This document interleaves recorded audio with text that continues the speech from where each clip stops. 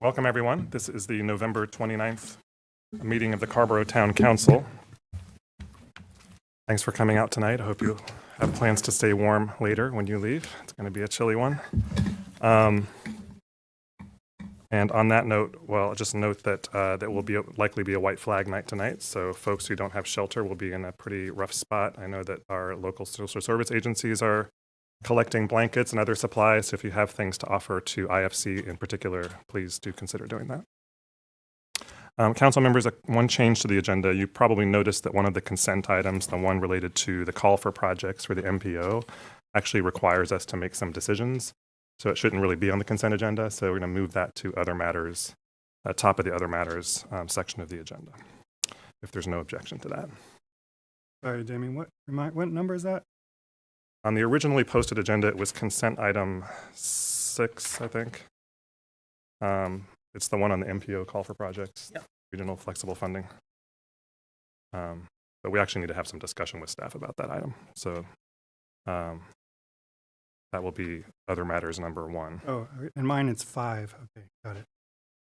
And Damon, also, item number 8, I think there's been some new language provided to each night. Okay. Yeah, we'll get to those consent items. And okay. Yeah, thanks, Susan. Okay, is our poet laureate here this evening?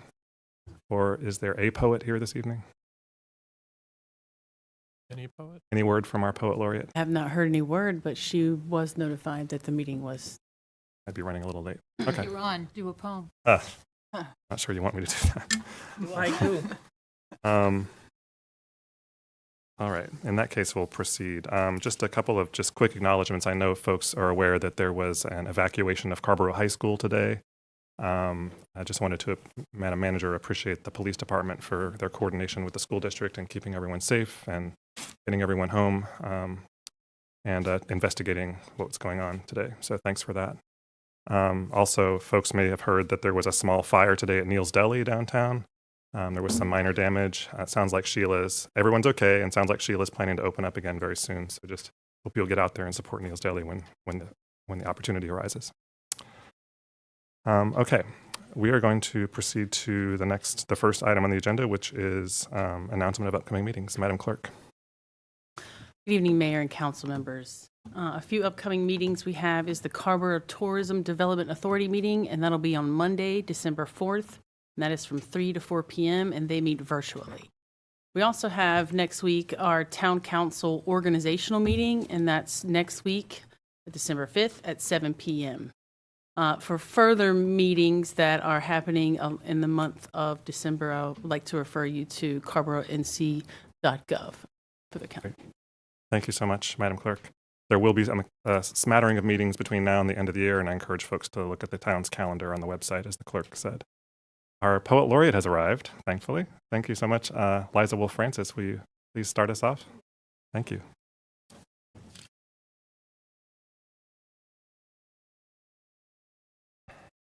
Hi, everyone. Sorry, I was a little thrown off by the day and almost, Us too. It's like, oh my goodness, it's time. I want to say thank you to you all, first of all. You've been a wonderful group, and I just want to say thank you. So the poem I'm going to read tonight is called Perhaps the World Ends Here, and it's by Joy Harjo, who is our former United States Poet Laureate, and she has been, had her term has ended as a Poet Laureate, but continues to be a wonderful poet and musician, and is Native American. And I was going to read this poem by her. Perhaps the world ends here. The world begins at a kitchen table. No matter what, we must eat to live. The gifts of earth are brought and prepared, set on the table. So it has been since creation, and it will go on. We chase chickens or dogs away from it. Babies teethe at the corners. They scrape their knees under it. It is here that children are given instructions on what it means to be human. We make men at it. We make women. At this table, we gossip, recall enemies and the ghosts of lovers. Our dreams drink coffee with us as they put their arms around our children. They laugh with us at our poor falling down selves as we put ourselves back together once again at the table. This table has been a house in the rain, an umbrella in the sun. Wars have begun and ended at this table. It is a place to hide in the shadow of terror, a place to celebrate the terrible victory. We have given birth on this table and have prepared our parents for burial here. At this table, we sing with joy, with sorrow. We pray of suffering and remorse. We give thanks. Perhaps the world will end at the kitchen table while we are laughing and crying, eating of the last sweet bite. Thanks. Thank you. Thank you, Liza.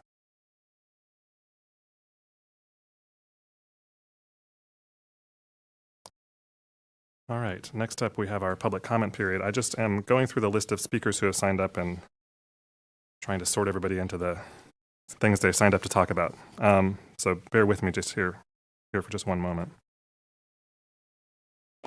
I do have a few people who signed up for what they just called public comment. I just want to make sure if you did that, you know that if that's this part of the meeting, and it's meant for items that are not on our agenda tonight. So if you are here to speak on a matter that's on our agenda, I'd ask you to wait for that item. But I'll go ahead and call the folks up who asked to speak in general public comment as soon as I sort everybody out here.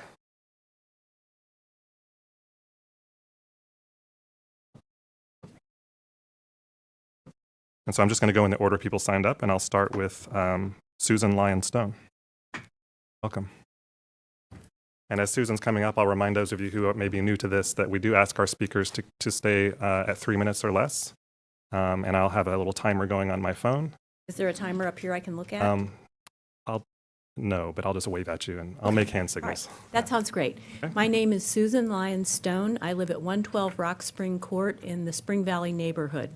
And I'm here today to talk to you about the Pathway Drive parcel of land.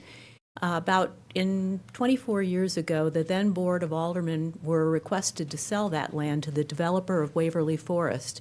And so there was a lot of deliberation about it, and the Board of Aldermen eventually decided that the best use of that land was to create a greenway from Pathway Drive to the Bowling Creek Greenway. And they envisioned having angle parking along Pathway Drive so that folks who didn't live in neighborhoods that were adjacent to Bowling Creek could actually get there and take advantage of the greenway. And so I think that's still the best use of that land. It would make a lovely long greenway like we don't have anywhere else in Carrboro. It's really the only land that's suited for that type of use. Its proximity to the MLK Park is a benefit, and it helps meet our climate change goals. And so I have a request as part of this comment, and that is, as you're planning about what to do with that property, I think it would be great to have like a public visioning process. If you were here when we were developing the MLK Park, the original plans were terrible, and they had a public visioning process that people came and ranked what they wanted out of the park and kind of talked about where things should be. And I think that this piece of property is unique enough to warrant that level of attention so that people can really get what they want out of this land. It's important to Carrboro to have affordable housing, that's definitely for sure. But it's also important to have greenways and spaces where people can be healthy. So that's my comment, and thank you very much for listening. Thank you so much, Susan. Thanks. And I'll just ask the town manager to take our speakers' comments under advisement as this process continues. I know there's currently been just looking at the property with a contracted surveyor to understand the topography and so on, but I think receiving this kind of public input is also helpful as part of this. All right, next on the list is Makita Mott. Makita? I saw Makita outside.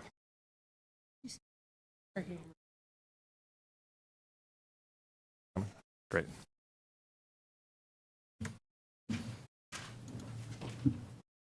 Welcome, Makita.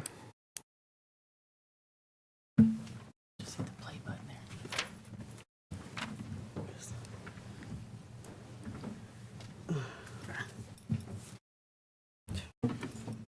Respected Mayor and Carrboro Town Council, on behalf of the Landings Tenant Association, I'm here tonight to show gratitude and appreciation of all those who aided in making the Building Community Block Party 2023. Number 3, strengthening community ties and celebrating Black culture, a successful gathering whose main purpose is to cultivate a space for intergenerational, cross-class, and cross-culture community building between Carrboro and surrounding area residents. We brought health and wellness, good food, art, music, and good vibes to the community. We promoted well-being by cultivating a space of diverse, multicultural, and cross-class community ties in a joyful, non-judgmental way. We showcased an array of African American businesses, organizers, entrepreneurs, and artists, and one of Carrboro's own longtime businesses, Braxton for She, Tree and Lawn Services. Special thanks to all community members who aided in spreading the word. Give thanks for the Winmore community where this all began. Here's a couple of pictures from the building community event in Town Commons. We have African culture, African American vendors. This shows diversity and inclusion in our town. We also have Dr. Paul, who is one of us, and we were able to create, and we give thanks. I also want to give thanks to Barbara Fouché, Randy Haven O'Donnell, and newly elected Catherine Frey for your attendance, all vendors, attendees, and community members, and to our sponsors, Carolina Car Wash and Detail, and Grow to Life. And of course, but not last, Carrboro Recreation, Parks, and Culture Resources. Can't forget them.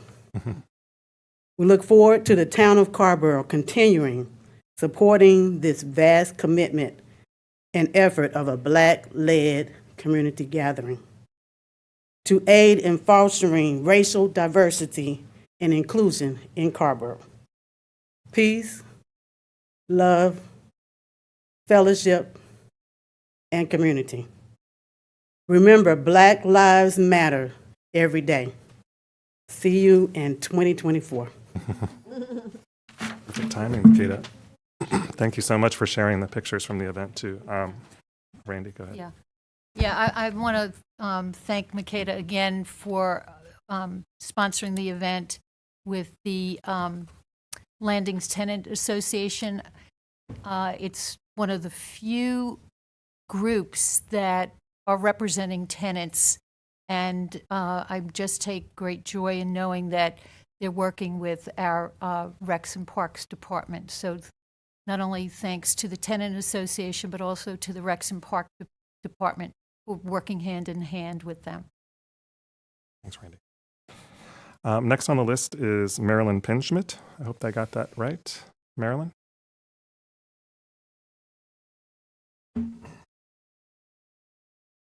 Welcome.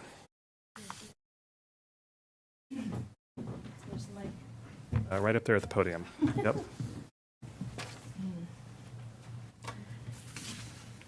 Hi, I'm Marilyn Pinschmidt. I live at 202 Spring Valley Road in Carrboro, and I'm glad to be here tonight. It's my first town meeting. I've lived here about 15 or 16 years. I just trusted everybody to keep everything going on the straight and narrow path. But I guess my one concern is that it's very difficult to find out about what's happening in the town. It just is, and I'm distressed about that. I think I find out from a neighbor telling me or somebody emailing me, and very different emails from different people. And I'm just thinking, you know, what is happening in the town?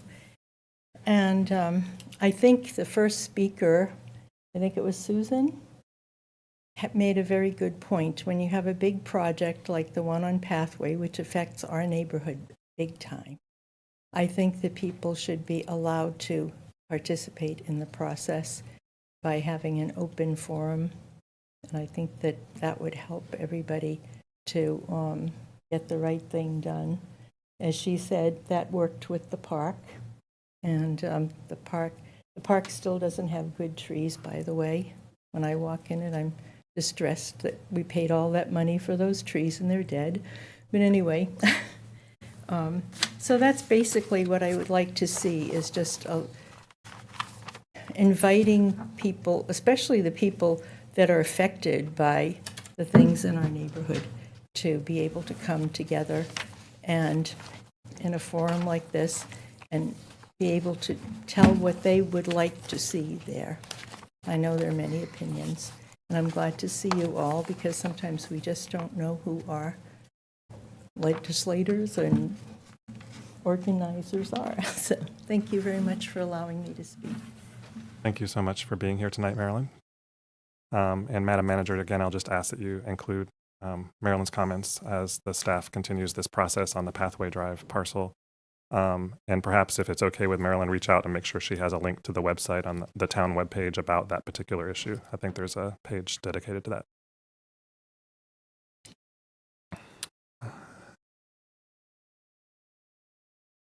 Sure, for the manager. And so I think I remember when we approved the framework for affordable housing on Pathway Drive. Isn't there multiple opportunities for community engagement like embedded within that framework, and we just haven't reached, I guess, one of those steps yet? I think it was You're like right. 9. And I think that's one reason it might be helpful, Madam Manager, if staff could maybe resurrect some of the communications around that, just so there's some more awareness for folks who haven't had an opportunity to look through what that process, that adopted process was, and continue to get feedback from folks as it continues. Okay, thanks, Barbara. Okay, next on the list is Angela McChesney.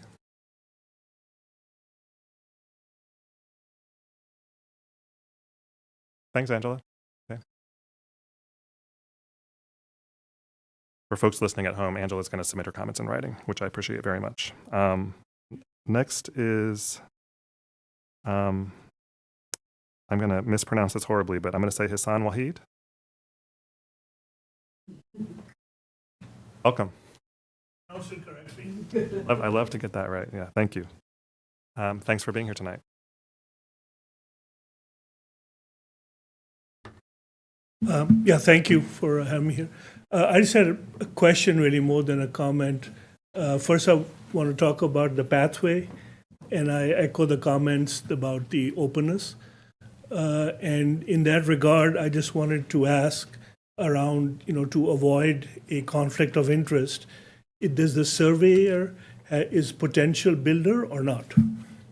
I would have to refer to the town manager, but I believe it's a survey company. But I don't know. I don't know the answer to that. Yeah, it's not the builder, it's the surveyor. So they are not potential to get any contract out of that? Okay, good. That's really all I wanted. Thank you. They are contracted by the builder, though, but it is a separate company. They're contracted by the builder. Correct. Isn't that a conflict of interest? Go ahead and go back up to the podium there, Mr. Wahid. So just help me understand, Madam Manager, where we are in the process right now for the Pathway Drive project is simply surveying the property. Right, by the engineer. I misspoke by saying the builder. The engineer contracted with the surveyor. There's no builder in the picture because there's been no Correct. decision made by the council about what will or will not happen on Pathway Drive. So what this sounds like from the manager, the survey company is subcontracted to the town engineer, which is a firm the town contracts with to do engineering work, not a builder. Oh, okay. Okay, so the builder is not contracted. Correct. There is no builder because there's been no decision made about any potential building project. No, I just wanted to make sure that, that they give an honest without any kind of conflict of interest. Absolutely. I appreciate you highlighting that for sure. Thank you. Thank you so much, Mr. Wahid.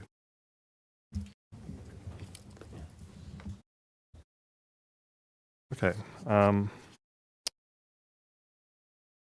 I've got everyone who said general public comment. Everyone else on the list is on an item that's on our agenda. So I'm going to proceed with the I mean, just for the sake of those who came out on this item, what is the expected next time when this process will be revisited by the council for folks that know how to time their input? Specifically, the Pathway Drive issue. Pathway Drive. Do you know what we the timeline that? is for when that will come back to the council? Don't have that answer, but I can get it and send it out. Okay, so just ask, I assume council members are okay asking the manager to just get back to us with information about expected timeline on that process. Yeah, I mean, my other concern is you could get it back to us, but the people who came out tonight won't necessarily get it, to the point of Mrs. Pinch-Smith. Right. Did I get your last name right?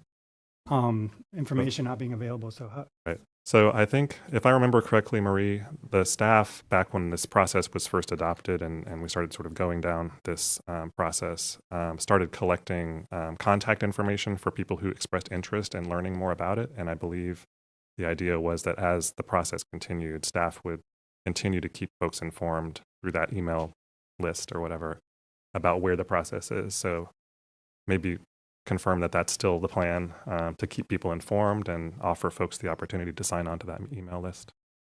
Okay. Randy? Yeah, and Ms. Manager, in addition to the contact list of folks who expressed interest, what was said at the time was that staff would be reaching out to folks within 1,000 feet, because it was bumped up from, I think, 100 to or 500 to 1,000.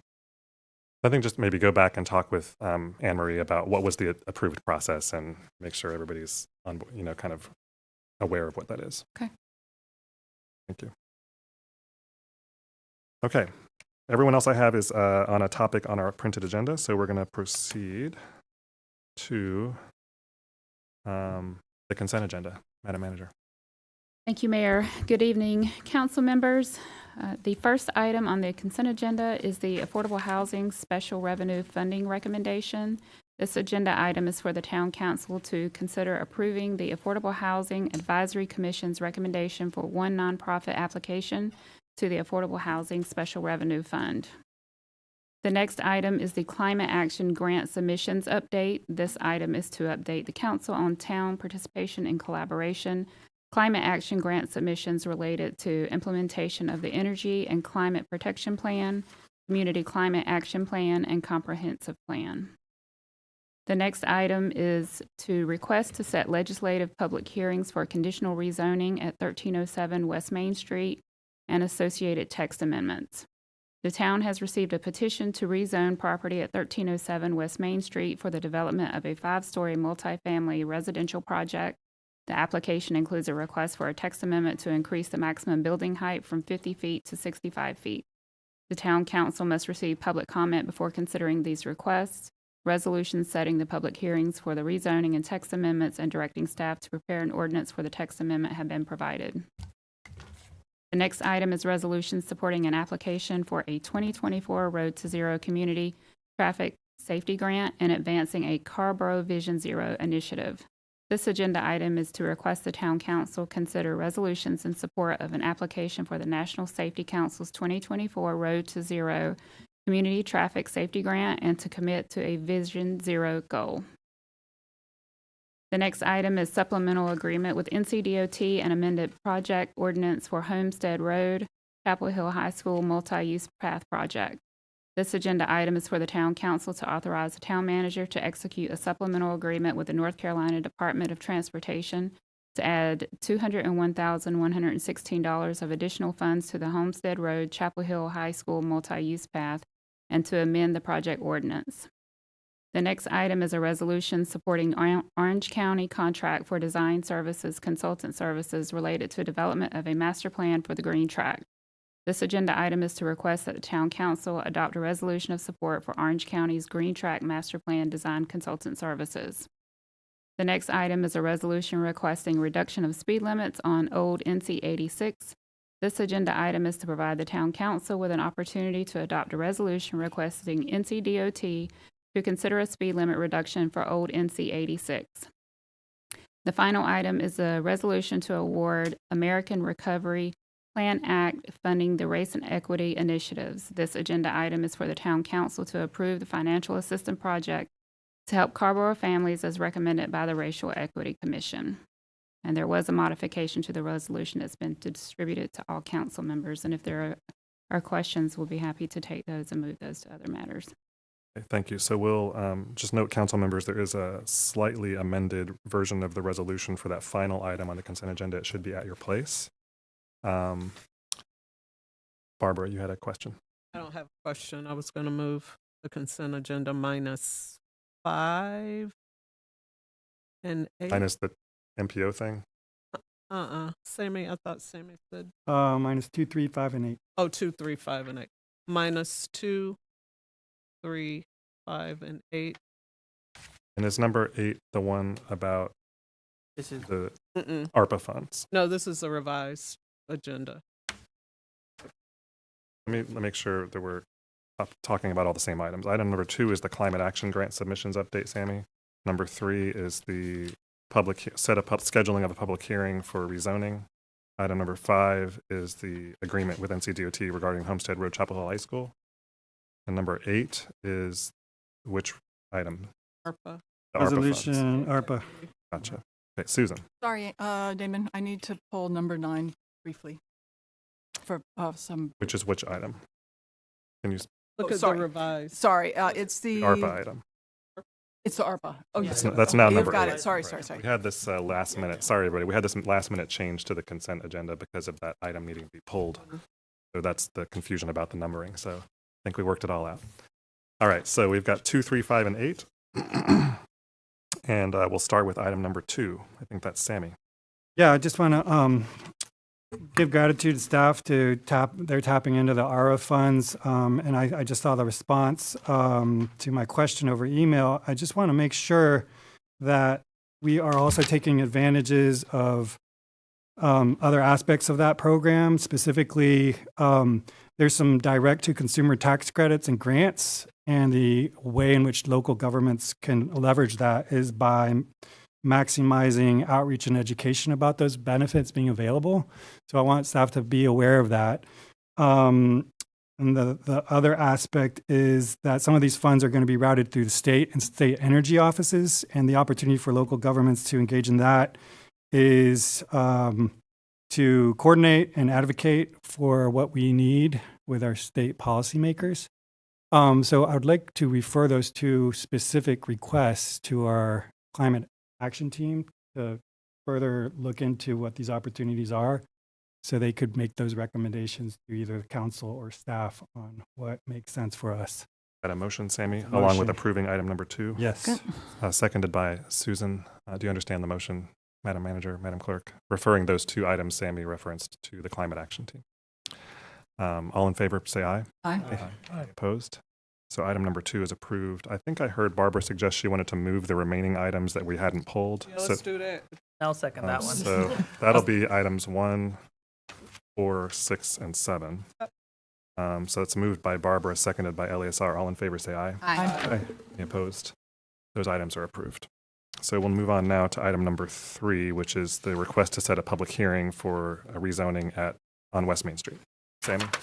This is a very exciting residential project, high density at a major node in town on Main Street, and it makes a lot of sense. My only caveat, though, and concern is that it being on Main Street, facing the road, and at this intersection, we are missing an opportunity to make the ground floor, at least the ground floor, if not the whole building, mixed use.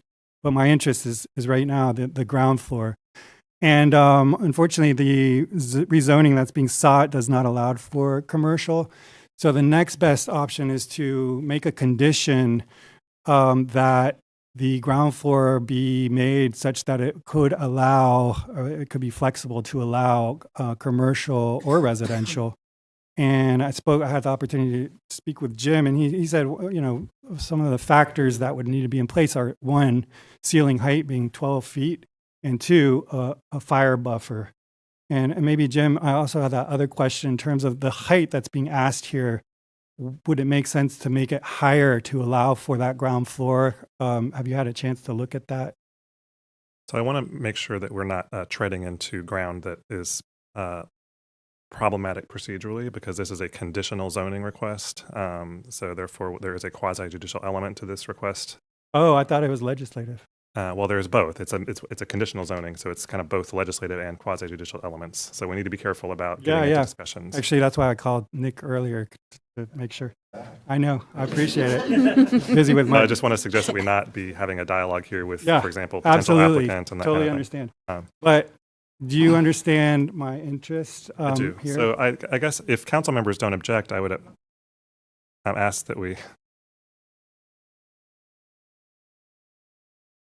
Dr. Laws, what can we do for you? Oh, I'm sorry.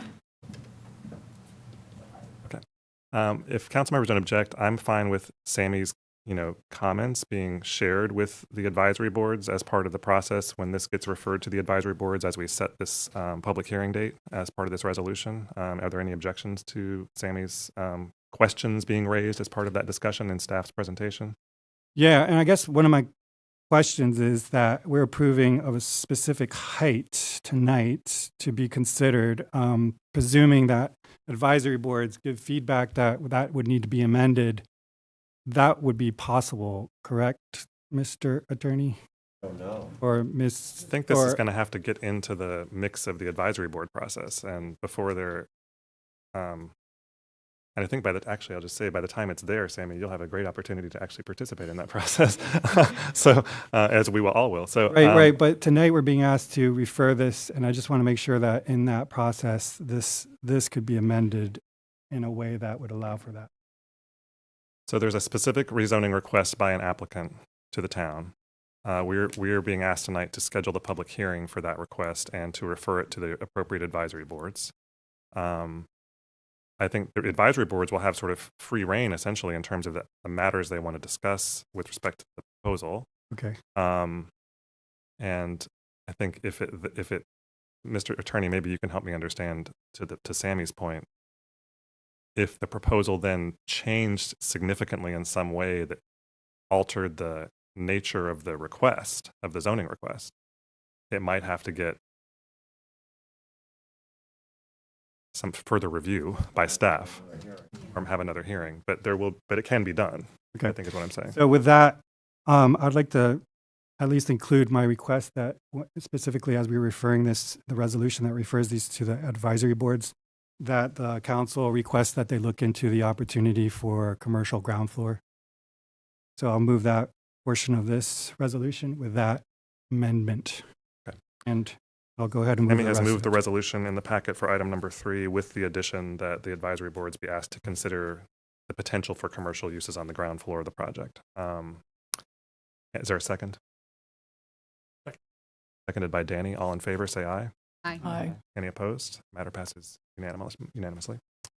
All right, that was item number 3. Item number 5 is next, which is the issue with the Homestead Road Chapel Hill High School multi-use path. Was that Sammy also? Oh, I thought that was the one that we were bumping because it required No, more. that one we'll get to later. So I'll go ahead and move that. A question about it. You do have a question about it? Okay, go ahead. And Tina, is this your thing? Okay. Madam Manager, is it okay if Tina comes up to the podium? Folks have been asking about where exactly this is. Do you have a slide that just shows that so that the folks who are watching? The Homestead Road Chapel Hill High School multi-use. So this is part of the Bowling Creek Greenway. It's the portion where the bridge, for example, was recently damaged. We know. Right. I'm just saying that's where it is. It's phase 1B of the Bowling Creek Greenway. Right.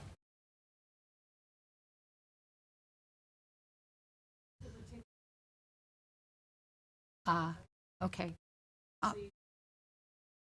Do you want to just come up and, because several folks have been calling and asking for more clarification, because the name itself is. Sure. This is the existing greenway that has been constructed.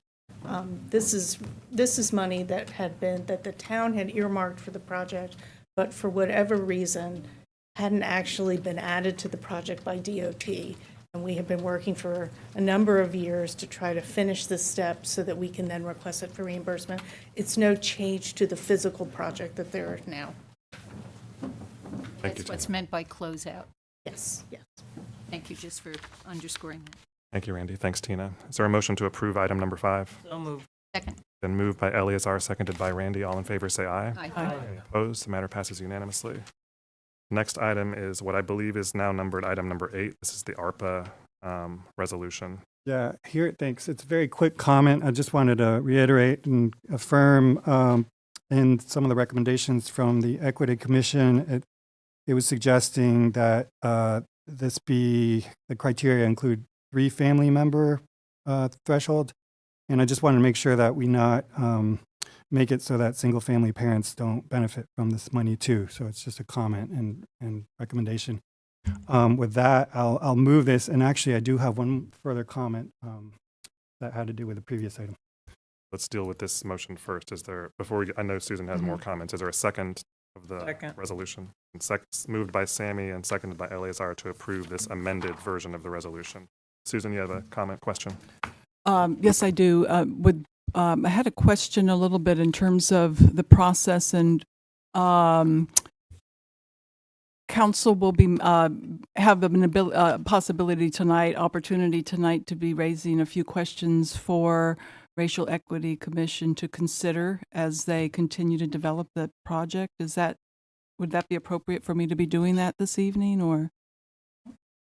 Separate item. Susan. Oh, are we on the? We're not on the Racial Equity Commission? This is for the grant. This is the grant. ARPA. Oh, sorry. I could see why you were looking at me with a confused.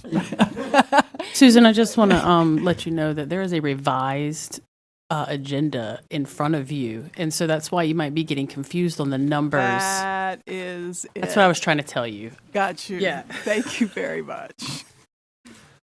Did you have a question about this revised resolution, Susan? No, I do not. I just want to thank staff and the town attorney for working on that to make sure it meets our needs and still fulfills the request of the Racial Equity Commission to move this forward. I believe it's been moved by Sammy and seconded by Eleazar to approve this item. All in favor, say aye. Aye. Any opposed? That item passes unanimously. Sammy, you had another comment. Thank you, Damon. Yeah, I asked a question over email. Wanted to know from staff. Thanks for the response. I did get a response in regard to the residential building. I just wanted to get a sense from Trish. Trish, I think she's virtually present. Why the choice of R2 was given? My understanding is that there's other ones that would have allowed for this project to work, and I think it had to do with it not being within the downtown. Is that accurate?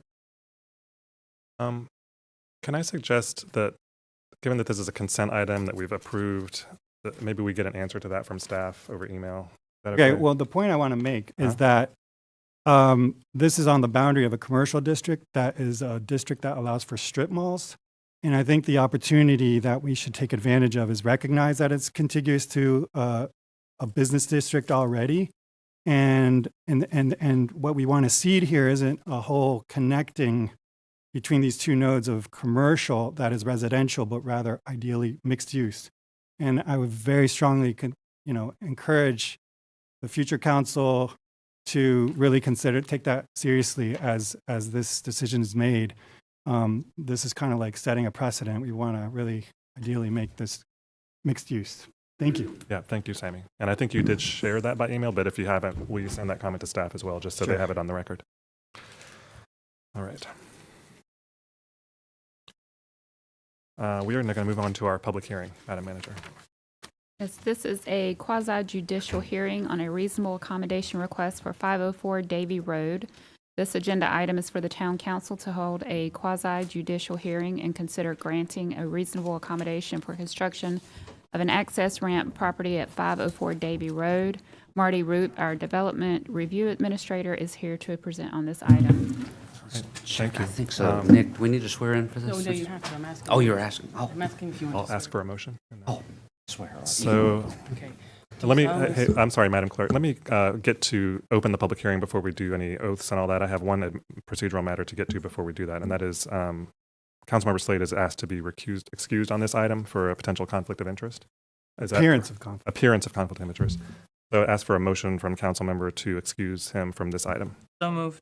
Moved by Eleazar, seconded by Barbara, that we excuse Sammy from participating in this item. All in favor say aye. Aye. Any opposed? That is passed unanimously. Thank you, Sammy. You can even go have a beverage or whatever if you want. I don't know, Madam, it's okay to stay at the table. Okay. Just want to do it the right way. I just want to mention for folks, first of all, that this, as a quasi-judicial hearing, we do have to follow certain procedures prescribed by state law. One of those is I have to open the public hearing. So the hearing is now open. And just so folks know that anyone who offers evidence, including staff giving presentations, has to be sworn in as part of a hearing like this one. And that's what you're going to see our clerk doing right now with Marty. Do you solemnly swear that the facts you are about to give are the truth to the best of your knowledge? I do. Welcome, Good Marty. evening, everyone. I have a fairly brief presentation, and the applicant and property owner, or the architect representing the property owner and the property owner, are both here. You've already heard at least a little bit about the topic. I just have a few bullet points to go over. What is requested is an encroachment into a boundary line setback. The normal boundary line setback for this property is 12 feet. The ramp and overhang extend to within approximately 1 foot of the property line. The contractor does have a surveyor on board to verify that they are not going over the property line. And you'll see in the images that is essentially a continuation along a plane of an existing nonconformity that's been there for a long time. So I don't want that to sound too, crazy that they would be right at the property line. That precedent has already been set by what's there, as you'll see in the images.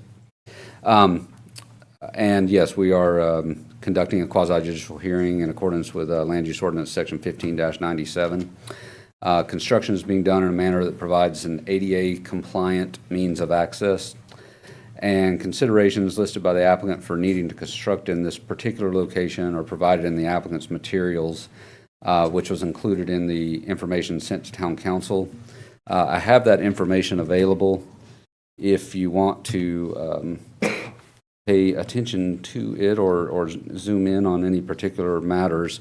I assume you did receive in your packet the letter from the property owner and the medical doctor. So I'm just going to briefly go over the slides here and kind of give you a better visual image of what's being requested. This existing carport is what I meant. Like that, this has been there for a long, long time, and it is right at the property line. By way of the survey, it might technically be inches over the property line, but as you see here, when we get to the what is requested now, they've pulled it back to where, a little bit at least, to where it is clearly on their property, not going over the property line. And so what you see in white here here is the existing house with an existing deck, and then the new construction is to the rear of the house. And the ramp is here, and the other images I'm about to show you will better illustrate that. They did, as you're seeing in this image, proceed with construction at their own risk. There was an addition to the home being constructed, and any way you looked at this, they were building this addition to the home. So understanding that they needed to go through the reasonable accommodation request, they have proceeded accordingly, knowing that if for some reason they didn't get the reasonable accommodation request, they would have to seek some other means through the Board of Adjustment with a variance or something of that nature, or remove what they've constructed. They did understand that risk. So we have real world, real life images of what this looks like. Here you see the existing carport. You can just kind of tell from the look of it, it's been there a long carport, just overhang is what I really mean. And then the new construction kind of pulls back a little bit, and then the ramp itself pulls back. Let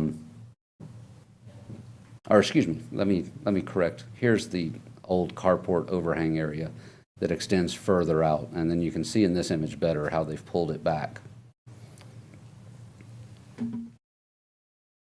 And those real life images are additionally supplemented by the architect's renderings here. And this shows wheelchair accessible, as you see in the image. And these are just some dimensional, kind of a 3D version of what you're seeing on the site plan itself. And with that, I'll make my way back here. We have prepared in advance, knowing this was the last meeting before the council, but except for the December 5th meeting where you wouldn't handle business of this nature, a draft decision document that is up for consideration tonight. And as you see, they're hoping they are near getting a CO, and perhaps they can speak to that. Without speaking for them, I think their hope is that you might approve this tonight so they can get the CO in a timely manner. And with that, I'm happy to answer any questions. And again, they're both here if you want to hear directly from them. Thank you, Marty. I don't have anyone signed up to speak, but of course, if council members have questions for either staff or the applicant, we can certainly do that. But let me ask if council members have any questions. Andy. Thank you, Marty. That was really helpful. You're welcome. And I really appreciate the visuals, and I'm just thanking not only staff but the property owners for that. My question has to do with on attachment D. It says the disability ramp shall be constructed and maintained, set forth in the attached plan for the use of Miss Williams, and the ramp shall be removed from the premises 90 days after Miss Williams no longer uses the ramp. Why specifically? Nick, you can help me out if necessary here, but the way the federal law that essentially mandates that local governments consider granting reasonable accommodations, it is written in that manner that this is granted for this specific person for this specific need and reason. So that is just in accordance with the law, as I understand it, Nick. Correct? Yeah, that's right. It's special to the applicant because of the applicant's need. If the applicant no longer resides there, the permission granted. So this is just a what-if question. If family were to have the home and want to keep it, is that problematic? So, I'm sorry, Nick. Nick, will you use the microphone, please? Thank you. Yes, so that is in part why I alluded very briefly to the Board of Adjustment. I can't predict the future and what the circumstances might be. There might be another person there or a property owner that in the future that has a similar need. Otherwise, the other remedy available would be to go to the Board of Adjustment and seek a variance to allow it to remain in place. But the way the federal law is written, and I don't want to get ahead of your discussion here, but the reasonable accommodation, because there is a medical need, seemed to be the most straightforward manner here. But the Board of Adjustment would be an available remedy for some future property owner to potentially keep it in place. No, thanks. Thank you, Randy. Eleazar? I have seen no other comments or questions from council members and none from the public. I'm going to close the public hearing. I thought the agenda item was very straightforward, pretty straightforward. As you know, council members, our procedures in this kind of situation where it's relatively simple and uncontested like this allows us to make a decision on a decision document like the one that's been drafted by the staff that's here today, and to make the decision on the same evening as the hearing. So I would entertain a motion to approve the attachment D, which is the decision. I'll second. And moved by Randy, seconded by Eleazar, that we approve attachment D, which is the decision document provided by staff. Is there any further discussion? All in favor of the motion, say aye. Aye. Any opposed? Passes 6-0 with one council member excused. All right. Thanks very much, Marty. Thanks to the applicant for being here and sitting through this part of the meeting.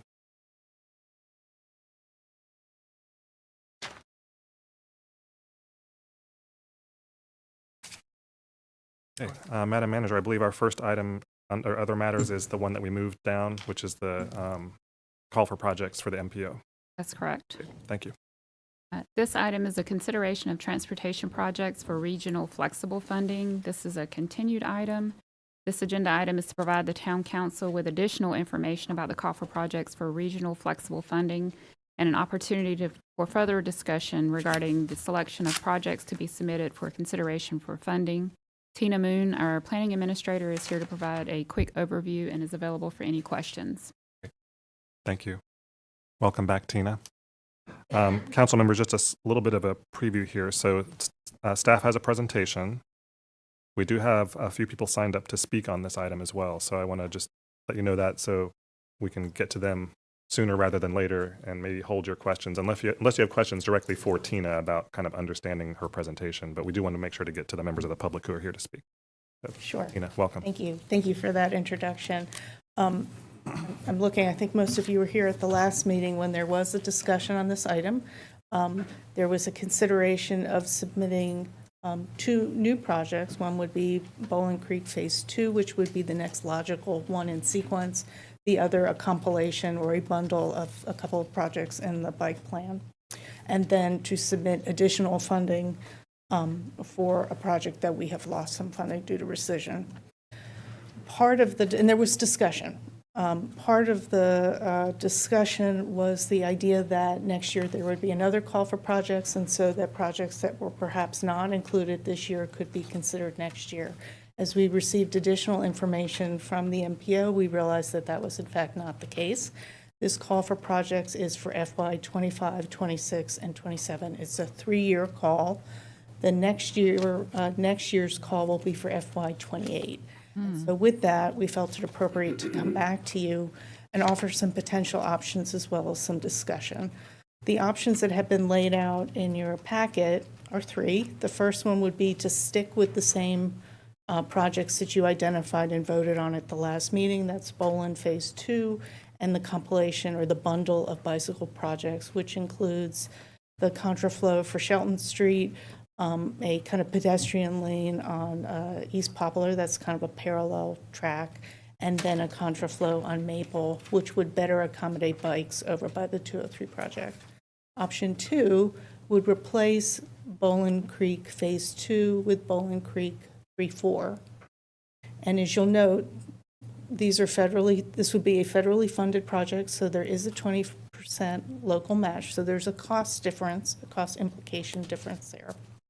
And then the third option, because the town is only eligible to receive funding for 2 new projects, and this is competitive, and the last call for projects, we did not receive funding for any of our submittals, would be to submit all of them and let the MPO staff go through their review of the scoring rubric and then have them advance the 2 most competitive projects or the 2 highest scoring projects for the full competition, with the idea that we would be most likely to get something funded. And so those are the 3 options, and I'm happy to take some questions. It's helpful, Tina, thanks. So we'll have a few questions for Tina, and then we'll move on to public comments. I have Sammy and then Susan. Tina, just a discrepancy that I'm reading here. It says the town can submit more than 2 projects and allow the MPO staff, what you just said, the 2 highest scoring projects. And the recommendation from staff is that we submit 1 of the 3 projects. It's one of the 3 options, and each of the options is a package of several projects. So what is your recommendation, that we submit 1? So the recommendation is that you choose one of the 3 options, and that are listed under attachment A, and that would be either the same choice that you made at the last meeting, Okay. just to swap the 1, or to submit all of them. Okay, thank you. Susan is next, and then I saw Danny and then Randy. Thank you, Tina. I have just one question for clarification. So I know that when this came up in our previous meeting, you very rightly expressed concern about staff having the bandwidth to take on too much. And that was sort of informing our decision about 3 and 4. And so we had decided, let's hold off on that, spend the year doing a feasibility study and getting that ready for a future year. Now that these are going to be calls for projects for a 3-year period, does that now mean that 3 and 4, it does feel like staff now has the bandwidth, knowing that this can be stretched out over a 3-year period? I think bandwidth is still probably a concern. I think there would likely be a need for more engagement with 3-4 than Phase 2. However, there is an opportunity to request them for certain years of funding, and I think that would be what we would do. If we were to submit 3 and 4, we would request funding for one of the later years in the cycle. Okay, that's very helpful. Danny? Thank you, and thank you, Tina. A very helpful explanation. With the option 3, top 2 projects advancing from the MPO, is that the case with all of the options, that the top 2 scored options would continue to advance, or in option 1 or 2, would all 3 projects potentially continue through the process after being scored? Sure. I think it's important to remember that these are competitive processes. So in any of the 3 options, there is still the chance that we don't receive funding for anything. Right. That's simply the way it is. I think the question is, do we want to make that decision and perhaps risk that we didn't choose the best of the 3, or do we want to just send it on to the MPO and let the chips fall where they may? We've completed the rubric in a draft form. Having done this now a couple of times, there is some of it is very yes, no, points. There's a little bit of nuance to some of them, and so it is always possible that the MPO staff would make a slightly different evaluation score than staff would. I think it's also important to realize that there are several different funding sources available, and part of the reason for the creation of the Regional Flexible Program, where there's one call for projects for all the funding sources, is the idea that the MPO staff could help guide the right project to the right funding source. So it may be, for example, the Jones Creek Greenway has been funded almost entirely with CMAQ money. Bowling Creek Phase 1B did not receive any CMAQ money. So there may be, depending on how the whole thing shakes out, one project would have a better cost benefit ratio. So a lower cost project may do better. Or it may, so it's hard to really know exactly what the factors are. Certainly, there's also the option I shouldn't use that term, under option 3, there's always the possibility that the 2 Bowling Creek submittals would get funded and not the bike plan. That's just part of the options of how it could turn out. To clarify, Tina, on that point, it's the possibility that projects don't get funded means not funded through this particular process. There are That's also correct. all of the usual MPO funding processes, like the STIP, the prioritization, the annual or biannual prioritization process, the SPOT process. That's right. And other. So this is one of a number of funding opportunities for our transportation projects, and this one happens to be one that is managed by the MPO through the competitive process, the rubric that they've developed. And we're competing with all of the other jurisdictions in our MPO, including projects in the city of Durham and Chapel Hill and Chatham County and that sort of thing. So it's going to be a kind of a just throw them in, I guess, whichever projects we want to see how they do. And maybe none of them will get funded. Totally understood. All of that is crystal clear and appreciated. I guess the 2 top scoring projects as pertains to option 3, I don't understand why that pertains only to option 3 as compared to options 1 and 2.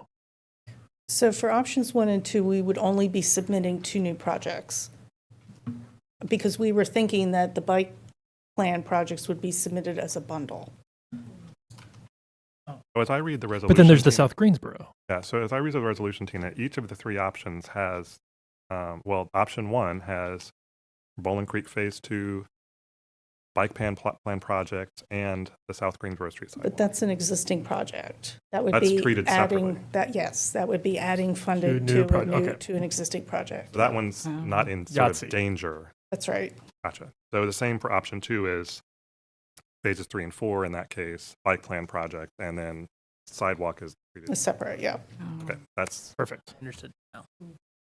thanks for asking about that, Danny. Yeah, clear on that now. All right, where's 3 and 4 in that option? Are you looking at the resolution? Oh, that's the problem. Yeah. So the 3 options are detailed in the resolution. Okay. Randy, you're next. Yeah, okay, so, first of all, I support option 1, because option 1 is it's consistent with what community expects to be done and completed. So, I feel like last minute changes, I'd rather not see what the community expects to be jeopardized. That's number one. Number two, in the reasoning, I'm concerned on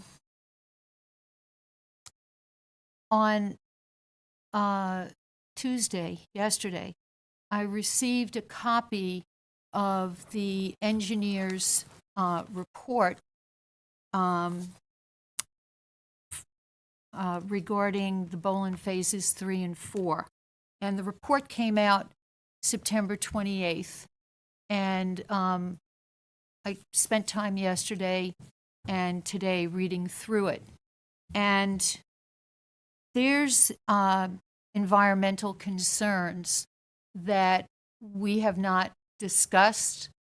On the October 17th council meeting, when the presentation was made, it was recognized that there was a technical review, but we did not receive copies of it. And I received one yesterday because I had asked staff to give it to me last week, and for one reason or another, it was not shared with me until yesterday. And from what I understand, it has not been shared with everyone here as yet. And I think council needs to consider the information in that report. I'm very concerned that council made a decision on October 17th without having that information specific to the engineering and environmental report in our deliberations. So for that reason, I think it would be unwise for us to put 3 and 4, advancing it to the NPO, when we ourselves have not fully discussed and fleshed out what engineering and the environmental study from Axiom has revealed. I think we need to be careful, we need to be wise, and whether or not it changes how anybody thinks procedurally, for staff to have received the report September 28th, and for me, one single council member, to see a copy, on November 28th, does not seem to be transparent. It does not seem to be consistent with the information that we have need for in decision making, and certainly amongst the community members who were asking for that very item since last February, and certainly after the March 28th meeting. So in looking to be a proponent of transparent and confidence in good governance, I suggest we hold off until council has seen the report and potentially has discussed it at a work session. Right. Council members, any other questions for Tina before we receive public comment? Okay. Thanks, Randy. Thank you, Tina. We're going to start calling folks up who signed up to speak on this item, and I'll just go in the order that I have you signed up. And remind folks, if you arrived a little bit later, that we do ask you to keep your comments to 3 minutes or less. And did you want to be added to the list, Maria? I will do that. And as usual, direct your comments to the council as a body, not to individuals or to members of the audience, all of that usual stuff. And of course, we have our discussion guidelines posted behind the clerk, which essentially amount to please be respectful and treat your neighbors like neighbors. So I'm going to go in order of the people I have signed up. And the first person is Jane Danielowicz. Jane, welcome.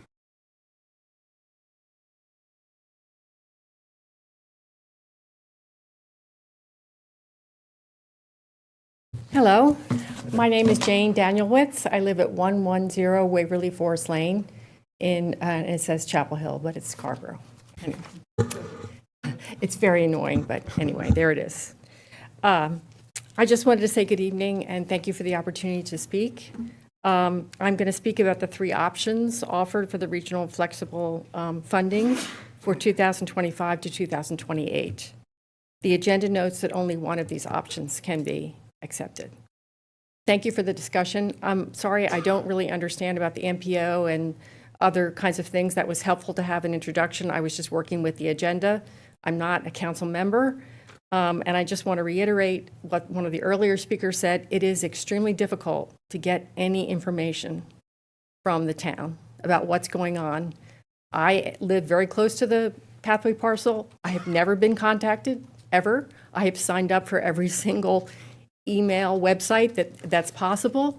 And I'm also a member of the Climate Action Team. So I feel like I'm making an effort, but it's extremely difficult to actually get communication from the town. Okay, looking back to these options, three. I used three criteria to evaluate the options. I used fiscal responsibility, technical reviews and requirements, and transparency and communication to the public. The only option that meets these three requirements, in my opinion, is option 1, which includes Bowling Greenway Phase 2. Option 2, in my opinion, should not even be on the list, and that is the one that includes Bowling Creek Greenway Phases 3 and 4 for funding. And that is for paving the Bowling Creek segment on university property in the Carolina North Forest. We, the public, have not received any technical reviews or requirements to date on Phases 3 and 4. I question the council and the staff. Have any reviews been ordered? Do any such reviews exist? And if so, why haven't they been shared? Where are the numbers? And those are serious questions, not rhetorical questions, and I would like a response. Option 2, in my opinion, given those factors, is not fiscally responsible, feasible, or ethical. I object to the council's voting to commit taxpayer money on a future project about which no technical information or requirements are known to us, the public. Option 2 amounts to speculation with local taxpayer dollars. In addition, these flexible funds are for years 2025 through 2028. In 2029, OWASA plans to dig up the sewer lines along Bowling Creek, and Phases 3 and 4 follow and overlap with that sewer line. It would be dug up immediately if the sewer reconstruction project occurs in 2029, and in my opinion, would be a waste of money. On the topic of the town's crisis and fiscal responsibility regarding recent projects, the new library in downtown Carrboro has got a $43+ million price tag and counting, up from $20 million. This concrete, steel, and glass building has no solar, no green roof, no connecting sidewalk, and no significant room for trees to begin to address its carbon footprint. I'm sad about that. MLK Park should have cost about $1 million, but we ended up paying $2 million. The town didn't do a good job when hiring the firm and didn't pay attention. I mean, I don't want to, yeah. The park wasn't built. 3 minutes are up, so just if you can wrap up. Okay, option 3, which says do it all, doesn't seem feasible because maybe none will be funded. Our taxes are high. 1 second. I want to know what kind of financial commitment the town is looking at. The only financially sort of known option is option 1. Thank you. Thanks so much. Madam Manager, we make sure again on that pathway issue that Ms. Danielewicz is, Dr. Danielewicz is added to that email list as requested. Okay, next on the list is Cristobal Palmer.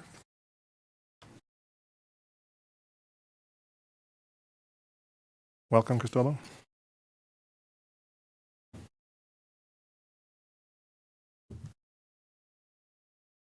Greetings, Mayor and Council. My name is Cristobal Palmer, and I had sent a copy of what I intended to say before I came tonight, but having heard staff and council members, I had a couple of additional things to say, and that is, one, Chapel Hill has proposed Umstead to Estes extension for funding to this same body, so that there's a very good chance, if you pick option 2, that that body would see them as connected to each other and choose to fund them jointly.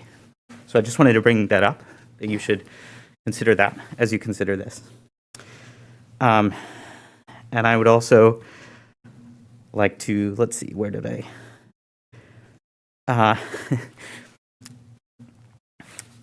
I'm sorry, I'm not a great public speaker. So I came here tonight after putting my kids to bed, which I'm lucky enough to be able to do. Many of my neighbors and friends are not. I would like to remind you that there was an extensive public comment process completed this year by town staff who deserve praise for their work, and it found that people are overwhelmingly enthusiastic about completing the Bowling Creek Greenway using the creekside alignment, which I will note, engineering comes after alignment in processes like this one. So there is no funding information for engineering because that is a phase that comes after alignment. You may hear complaints from a small but vocal group that cast Greenway proponents in a negative light, but there is no Enemies of Bowling Creek group. There is no Worst Carrboro coalition. There are many residents trying to work with their neighbors to make Carrboro even more welcoming to even more people. And I hope that you will move forward with option 2 since it best accomplishes that goal. Thank you. Thank you, Cristobal. Next speaker is Melody Kramer.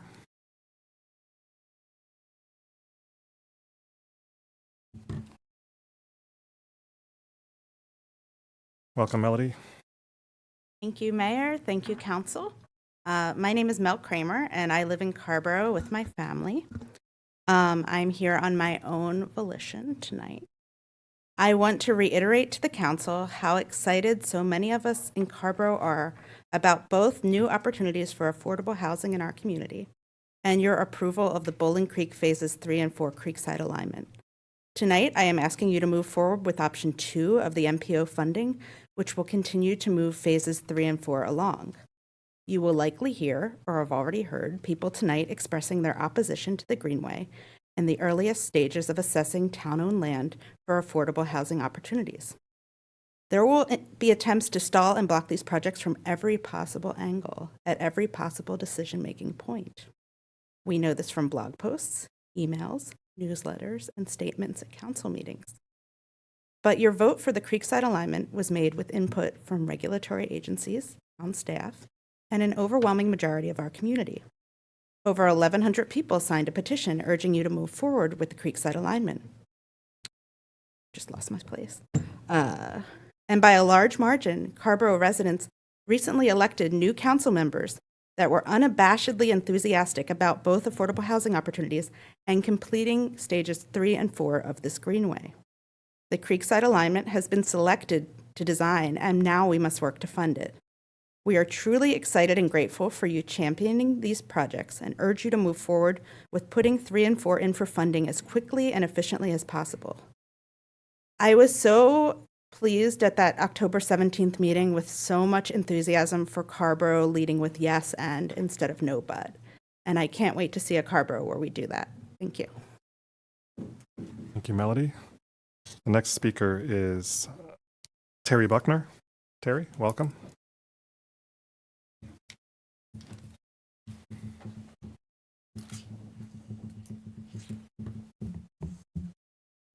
Good evening. Thank you for listening to me. I'm here tonight to speak in favor of option 1.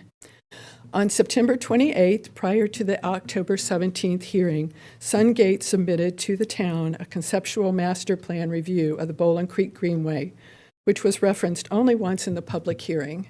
And from that reference, I was able to get a copy of the report.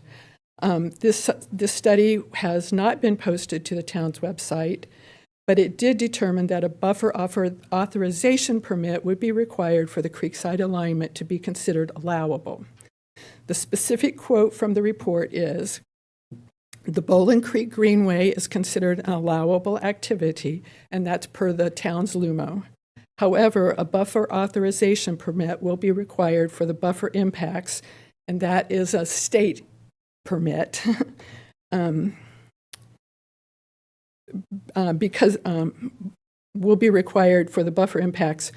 For the activity to be considered allowable, the project must demonstrate that there is no practical alternative. For this project, there appears to be other practical alternatives that can minimize impact to riparian buffer areas. And that's the quote from the engineering group that did this assessment.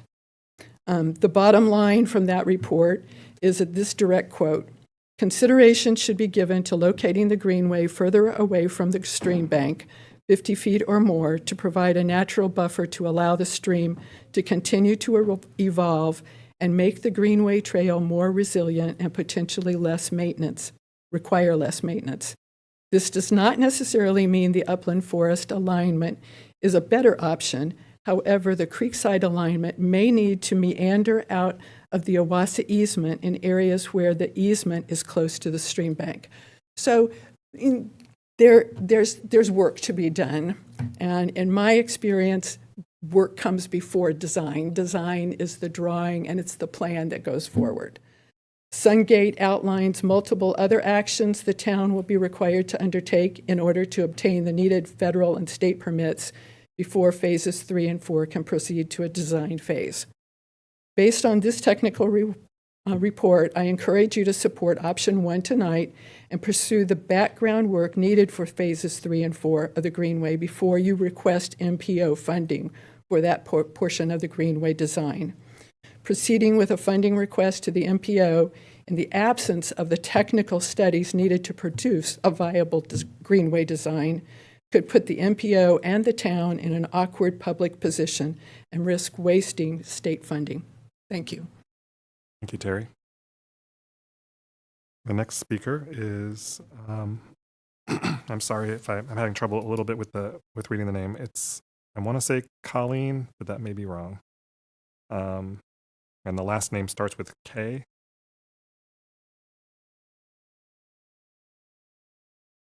Anyone with the last name starting with K who signed up to speak on this topic? Oh, you already spoke. Could be Alan K something. Not seeing anybody with a K last name. I'm pretty confident about the K, so okay. Okay, we'll move on. The next person signed up in this item is Maria Palmer.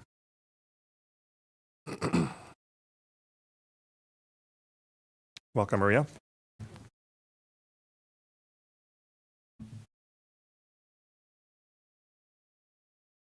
Either one should work. Just speak right into it. Yeah. Okay, thank you. I'm here in support of option 2. And I tell you why. Option 3 sounds great. 2, let's get, whatever gets more excitement. Having been on town council in Chapel Hill and gone through this process and rating things, I know it takes tremendous enthusiasm and advocacy to get funding. As it was mentioned before, you can submit awesome projects and get no money. That doesn't mean you don't go after other money, of course, but if you say these are our priorities, this is what our folks have voted for, elected us to champion, it carries weight with the MPO. When they get those and your town says these are our 2 top ones, not we're throwing a bunch of stuff at you, and see if you can get us any money for any of them. They carry more weight. It's just my experience with funding. And the other reason is that we don't need to do what you decided to do before when you thought it was only 2 years. We're talking about 4 years funding. And connecting this Greenway to Chapel Hills Greenway can have a tremendous impact on the lives of children and families. Kids who are now in 9th grade, if we get the funding and this is done, they will be out of high school. They'll never get to use this Greenway to get to school. So you have to benefit kids who are already in school in Carrboro one day, to make sure that those elementary kids that are represented by parents who really made a sacrifice to be here and speak to you in October, you need to in Spanish we say ponerte las pilas, get your batteries on, get moving. So I beg you, go ahead and submit it, try to get the funding so that we can actually do the studies and the designs. And yes, there will be permits to get, and there always are. Every project, public project, you have to jump through so many hoops. But we can't have jumped all the hoops before we have the money, because you need money to jump the hoops. So I hope it works out, and I hope we get the money. And I'll be cheering for you guys. I am looking to buy in Carrboro and move. Don't tell Chapel Hill. Thank you, Maria. Okay, those are the folks I had signed up to speak on this item tonight. I have one more raising their hand. You want to come up and introduce yourself, and I'll add you to the list. Oh, yeah. Maybe. What's your name? Martha Holzer. There's two of us that were signed up out there. Oh, okay.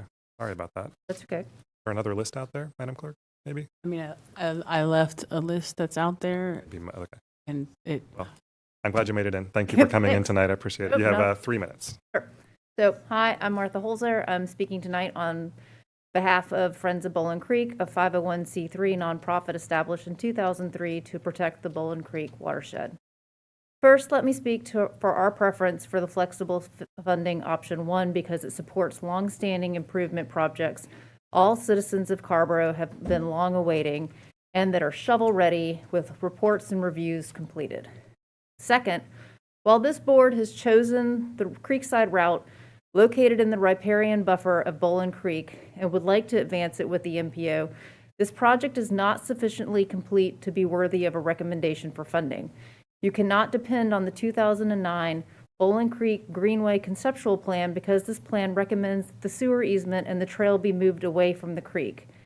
At the October 17th council meeting, we learned for the first time that Sungate Design Group had prepared a September 28th technical review of the Bowling Creek Greenway conceptual master plan for the town planning staff. When the planning director concluded her presentation to the council, she said that no regulatory barriers were found and listed this conclusion on a slide. This report had not been made public, and the council did not have a copy of the report when they voted. Since then, we've read the report and found a number of regulatory barriers. I'll mention just 2 here. A state riparian buffer authorization will be needed under the Jordan Lake buffer rules. For the approval to be granted, the town must demonstrate there are no practical alternatives that would better minimize disturbances to the buffer and aquatic environment. The report states there appears to be other practical alternatives that would better minimize disturbance. The Sungate engineer also reports that they talked to OWASA and learned that the start of the sewer replacement for this entire line has been pushed to fiscal 2029. Does it make sense to construct a multi-million-dollar cement structure and rip it up a few years later when the sewer replacement is constructed? These are just 2 examples of regulatory problems with the route that has been chosen by you all. That should be enough to give this board pause about the wisdom of proceeding further. Thank you. Thank you, Martha. Thanks for coming out tonight. All right. I don't have anyone else signed up to speak on this matter. Maybe if we could, if you don't mind, Madam Manager, ask Tina to come back up to answer council members' questions if we have any. I know I have a couple.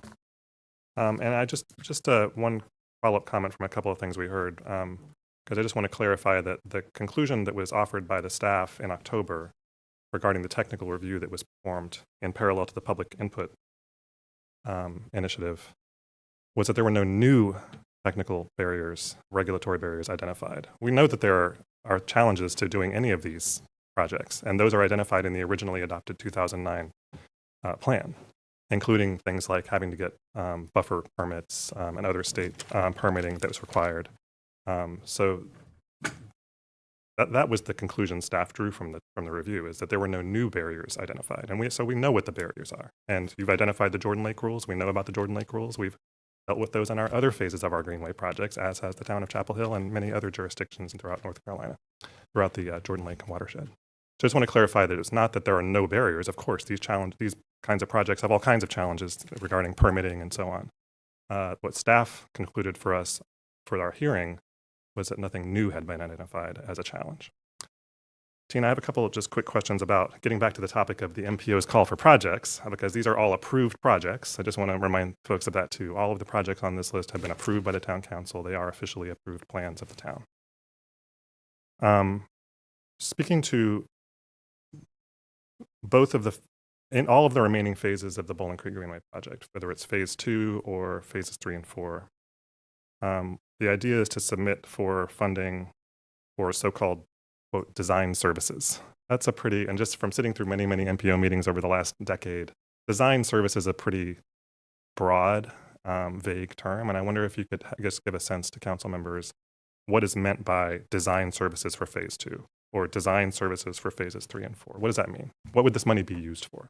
Or this would involve doing a request for proposals and bringing in transportation engineering firms who would conduct a series of steps, beginning with surveying, and then beginning those technical aspects and developing an alignment.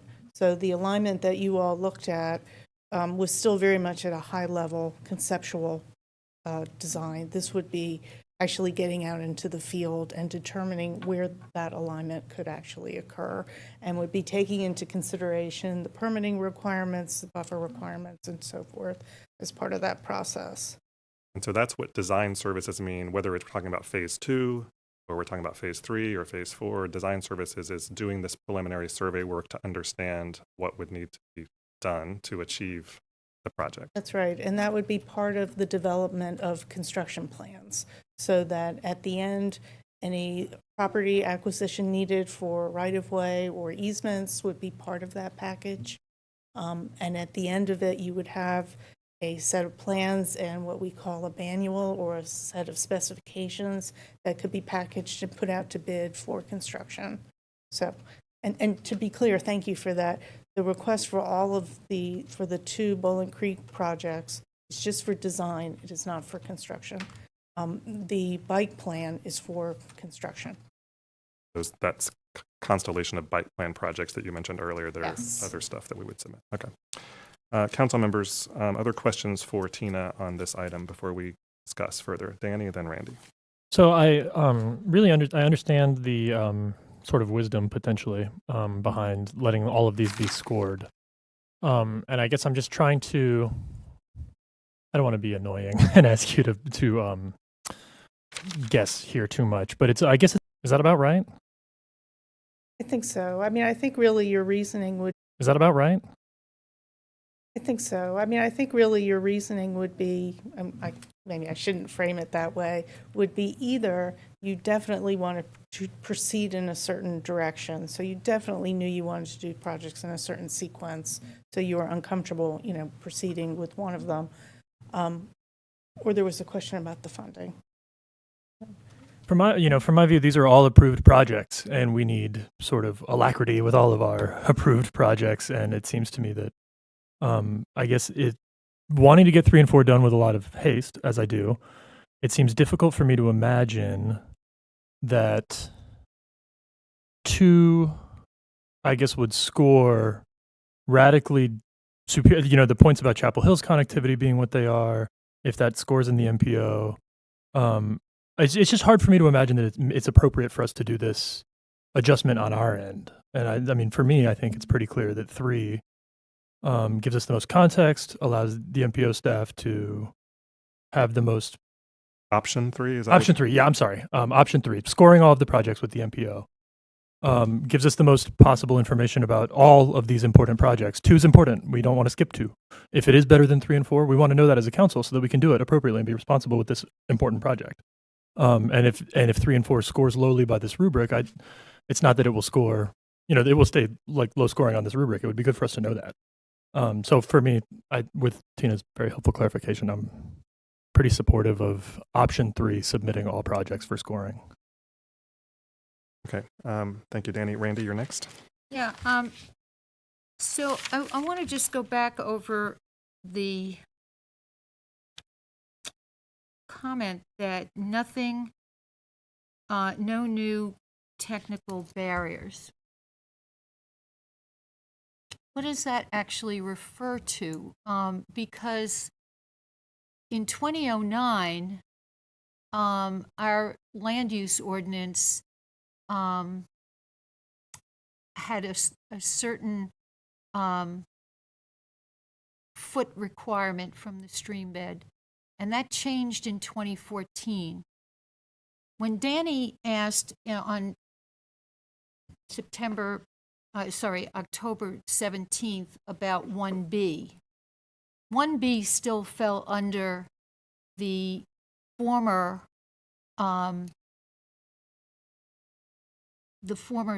stream bed distance, and it was grandfathered in because it was approved in 2011. 1B was approved in 2011. This 3 and 4 comes after the change from 50 feet to 100 feet. How is that not, a significant change in what the council needs to know and the public needs to know about the protection of the riparian buffer? And I'm raising this question because, as what has been said, and I encourage you all to read the report so that you're seen as being knowledgeable about what's on the ground and what the engineers and the environmental assessment says, that there are practical alternatives. So no one's saying this is that we don't support Greenway. It's where and how. And I think it's our responsibility to do our due diligence when we pride ourselves on our sound environmental judgment, that we know what was in that report. So just going back to my key question about when the stream buffer rules shifted in 2014, why is that now not important to this conversation? I think there's a couple of ways of approaching this. Maybe I should, if it's okay to frame it that way. I think one approach would be, and we talked about this at the last meeting, would be to take a year or so and to do some of that additional technical work, perhaps engage the town engineer to do a crossing study to identify the best places for crossings for the 2 phases, to do some of the endangered species analysis and so forth, and to do some of that preliminary work up front, and then to be able to have a more defined project. And that would perhaps lead to a more precise estimate for the project as well as for design. That's certainly an approach that was discussed at the last meeting. I think that staff has identified that as an approach before. Another approach would be to use the DOT estimator tool based on the factors that we know, and hopefully have a higher estimate than is needed, but to move forward with the idea that much of this would be covered as part of the design process, and that the actual final set of construction plans may in fact look a little bit different from what folks looked at in terms of that high-level conceptual alignment. Because as this information comes forward, it may need to bump out farther in certain locations, it may need to meander more, and that would be something that would be teased out as part of the design process and would need engagement. Would probably need some additional touch points with the community along the way to talk about some of those things as they came up. I think those are kind of the different approaches that you could consider. I guess what I think is critical here, and I don't disagree with the fact that there's tremendous interest in the community to see this project go forth. That's not the issue. The issue is that the community didn't have this information, neither did we.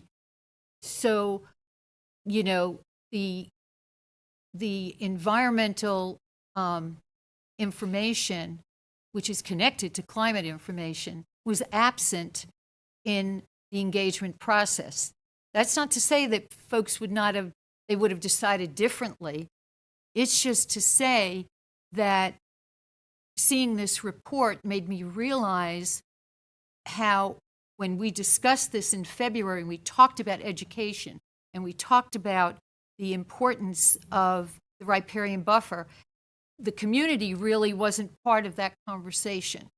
And there were assumptions made that were never dispelled.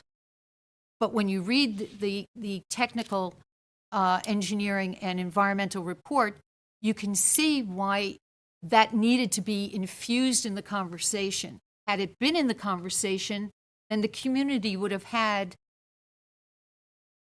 the kind of conversation that would have been informed by the information that staff had asked for and that staff had received. That's what I consider to be elemental here in terms of what is good governance. Right now, we have a situation where some folks are feeling really good about the outcome of the October 17th meeting, and other folks are feeling, well, wait a minute, I was asking for this report a year ago, and in February and in March, and it landed on deaf ears. That's the problem with building community. When community doesn't feel that they've been given the tools to make the decision. And so I really appreciate, Tina, you putting it out there that it's possible to take some time. And I'm sorry this is something we can't do in haste, but this is a very complex question environmentally. And if community knew, and if we knew what the regulations say when we're asked to look at alternate alignments, and the only alignment that was put forth as a preference is the exact one that we're being cautioned against recommending. And therein lies the problem with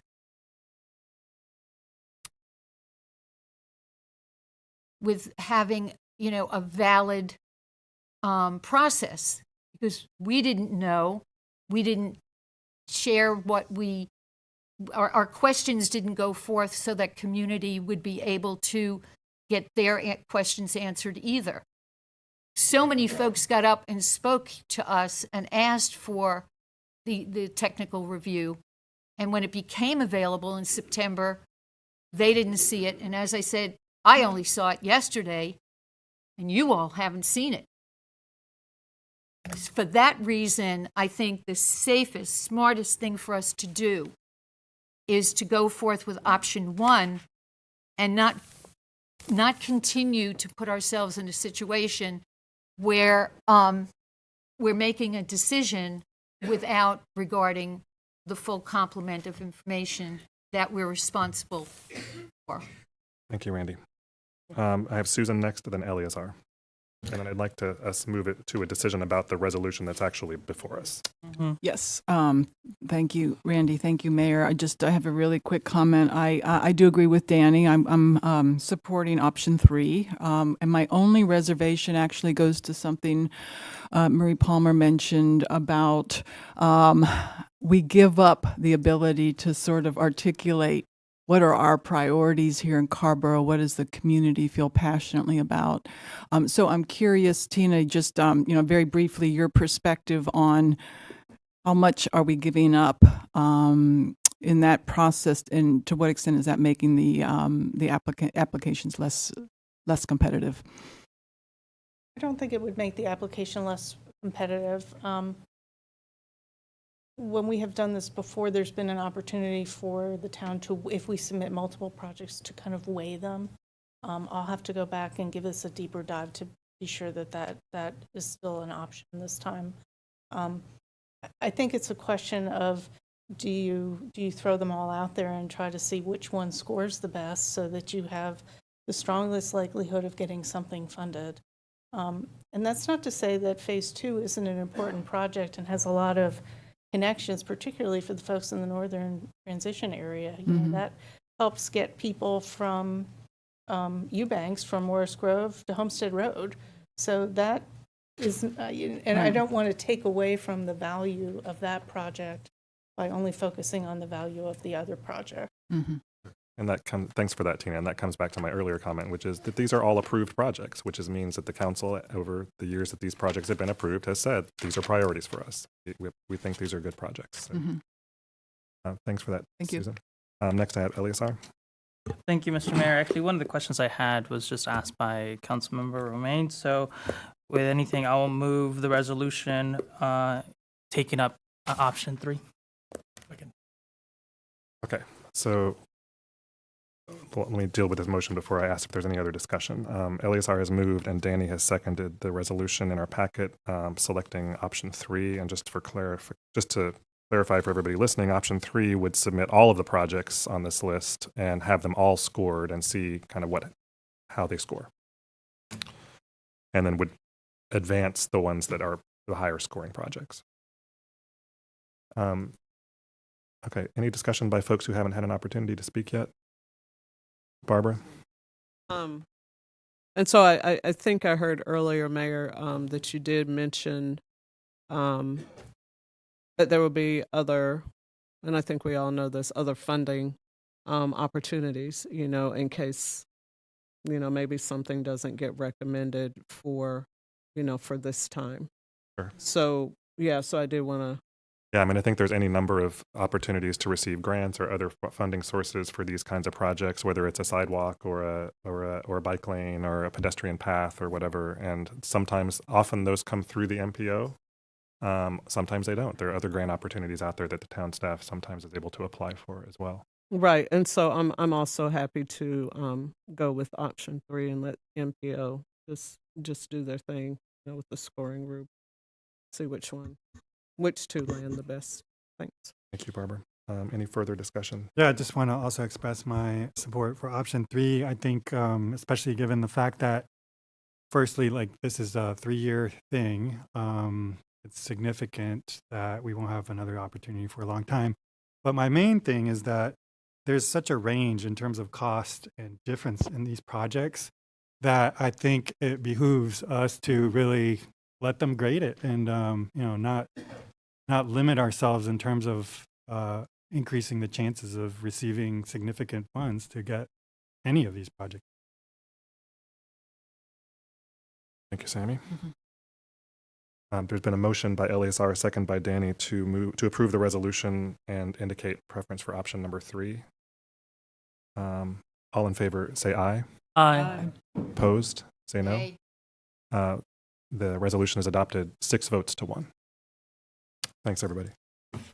And thanks to everyone who came out to speak on this matter tonight. Appreciate seeing you here. Please stay warm and safe. Or stick with us for the rest of the meeting if you like. Oh, that's right. The next item, Madam Manager, next item, please. Yes. The next agenda item is for street naming, renaming. This agenda item is to provide the town council with information on renaming streets following a recent request to rename a street in recognition of Braxton Bushey. Chris McGuire, our planning director, is joining us virtually to present on this item. And as Trish is getting loaded up Trish is joining us remotely today. Welcome, Trish. Before we go to Trish, I'd like to ask for a motion to excuse Barbara from participating in this item. So moved. Moved by Eleazar, seconded by Danny to excuse Barbara from this item. All in favor, say aye. Aye. Any opposed? The matter passes unanimously. Great idea. Okay. Mr. Mayor, if I could, Yes, ma'am. we have an issue with the people at home being able to hear Trish. So if Randy could move her microphone a little bit closer to that. That's as far as it's going to go. Is that as far as it's going to go? Okay, great. Thank you. I'm sorry. Maybe if Trish, you can just speak loudly and clearly and slowly, and we'll do our best here. Welcome. And I think you're on mute, Trish. It's a classic Zoom error. All done it. Somebody has to do that every time. My apologies. And good evening, everyone. Thanks for letting me join you this. Trish, you've gone back on mute for some reason.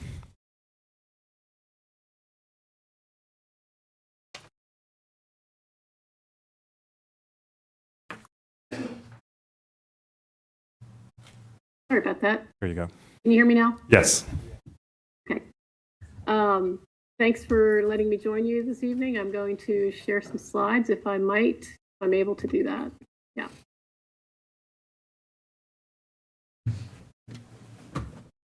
And while Trish is bringing that up, I'll just note for council members that, like the last item, we have a few community members here to speak on this item, so I want to make sure we're making space for them after we hear from Trish.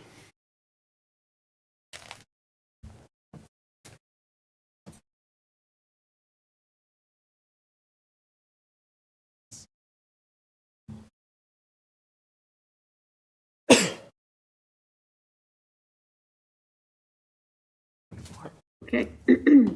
I've got a little outline for just a few things to cover for you this evening.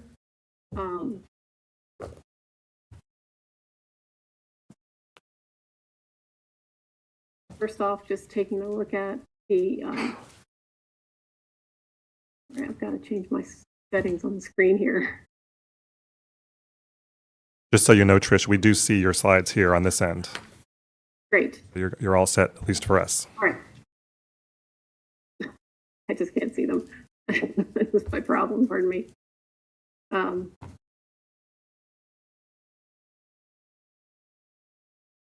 Okay.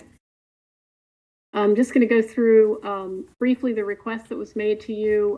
What originated this item is a request that came to the council on October 17th, and that specifically was a request to consider renaming a street in town in honor of a local celebrity and long-term member of the community. And so I'm going to talk a little bit about our street renaming process, as well as the some considerations related to naming in general, and then share the information we have about some recent street, or the few times that streets have been renamed in recent years.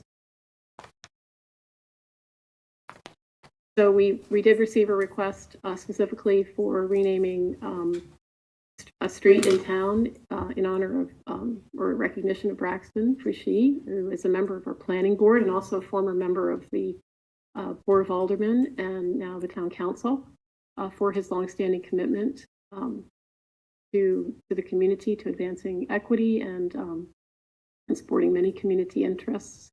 This interest was advanced by the council for the mayor to discuss with the town manager. And then specifically, some streets were noted as possible street for renaming. The speakers did mention North Greensboro Street and Carr Street. And then the town council, the town manager has communicated to me interest from you all in Carr Street and Alabama Avenue for renaming. The process of renaming streets is relatively straightforward in that it is something that's very rarely undertaken. The principal reason it ever occurs is because we have been alerted of a problem with an existing street name and numbering that might conflict with or prevent the emergency services and sufficiently, in a timely manner, responding to emergencies. So we have had those inquiries from our 911 coordinator in Orange County, and have made changes in relation to those their requests. We also have occasions when there might be an interest from a from a resident who is interested in renaming a street. And when that occurs, we have a couple of different approaches. When it's a 911 addressing situation, we're going to address the street. We're going to readdress the street no matter what. And we work with we immediately notify the residents of the property owners of those streets, and work with them to see if they can come up with an alternative street that does not present the duplicate with any existing street in our system. And we work for a unanimous decision. When we can't reach a unanimous decision, then the staff makes a decision on what that street renaming should be. And there is an example of that at a street called Laughing Bird Lane over off Poplar Avenue, there was a conflict because it's West Poplar Avenue Extension, its previous address or street name was providing a real conflict with the emergency services providers. The next example is really when folks just might want to change the street name. And we have a recent example of that with Phipps Street in the Bardell Creek neighborhood and renaming that's occurred. In that case, we wouldn't rename a street until there's 100% agreement amongst the property owners for the change to occur. And then there's also a consideration of the town council, formerly the Board of Aldermen, requesting exploration of a change, and that has occurred as well. And I'll explain those at the end of the presentation. In all these cases, our first check is to look for and evaluate the name for any duplication, clarity of duplication too. Sometimes it's not exact what someone might think to be an exact duplicate, but it's something that would sound like a duplicate when a person in an emergency situation was trying to reach 911 to get services to their home or business.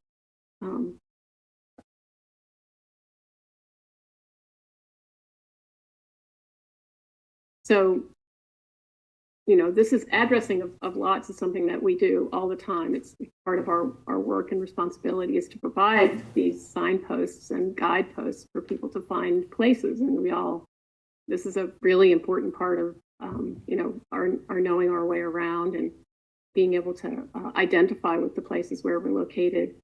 One of the reasons that names of things can be so sensitive too, and they can be real challenges because of the burdens that might come with particular names.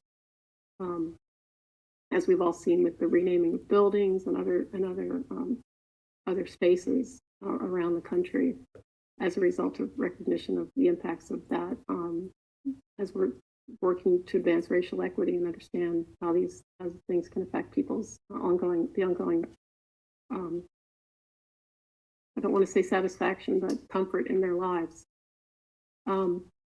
So in most cases in town, we're very deliberate now when we do addressing for new spaces to try and create reservations of some addressing ranges when the zoning allows. In older parts of town, that has not been done. So there's lots of places where lots actually were created large enough for more than one dwelling unit for potential subdivision in the future, but the addressing didn't reserve any spaces in that numbering. And so we have places around town that have new lots have been created through exempt subdivisions and so forth, and lot numbering that can be rather it gets to be kind of interesting, I'll say. But it's an ongoing issue, and it is something specifically with regard to the comprehensive plan that we're looking at and thinking about how the amendments we work on next year might just incorporate this, so we're clear to set in place a mechanism for very clear identification of address ranges and so forth to allow for additional residential density over time, and those kinds of changes.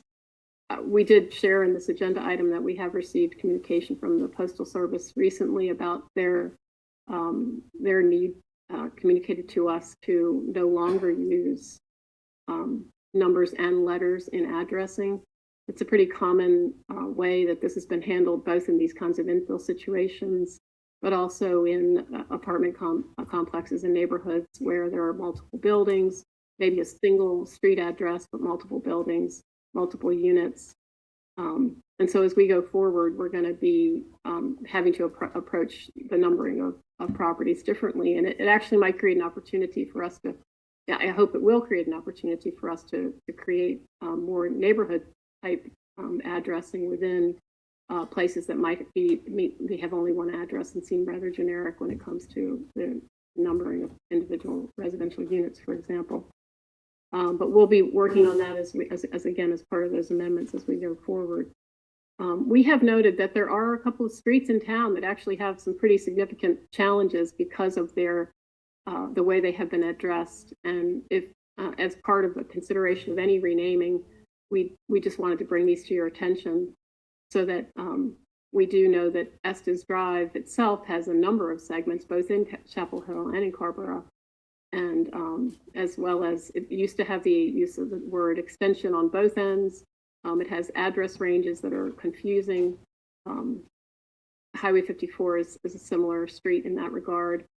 So they have these just real inconsistencies. And as we think about, if we are thinking that we might want to proceed with any kind of changes to addressing, they would be important to keep in mind.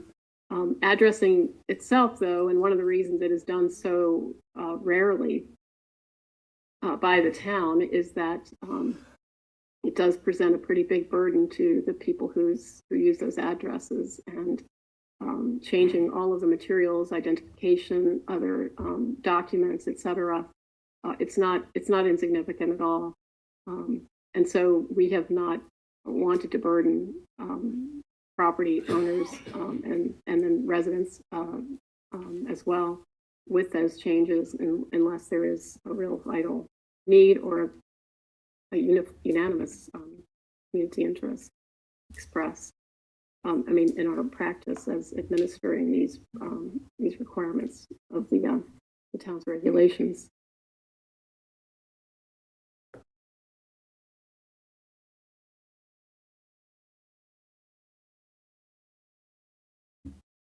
So a couple of interesting examples, in recent years, going back to the 1990s, are just shown here.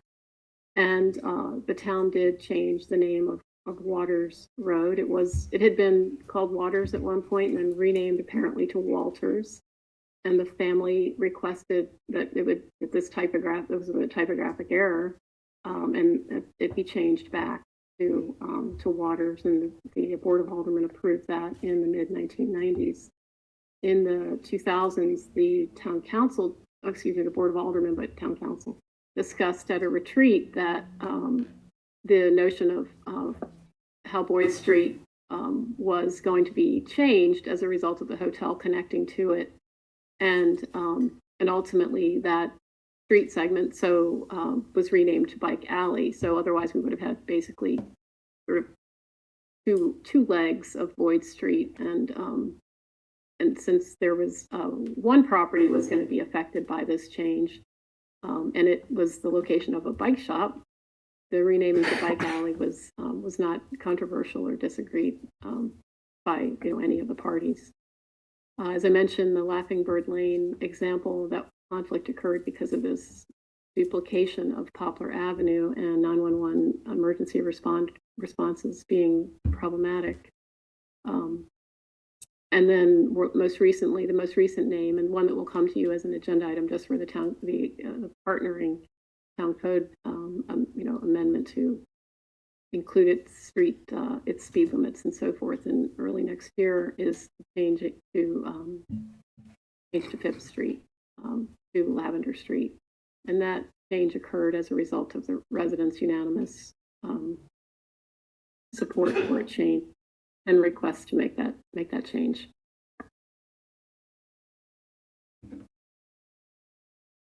Let's see.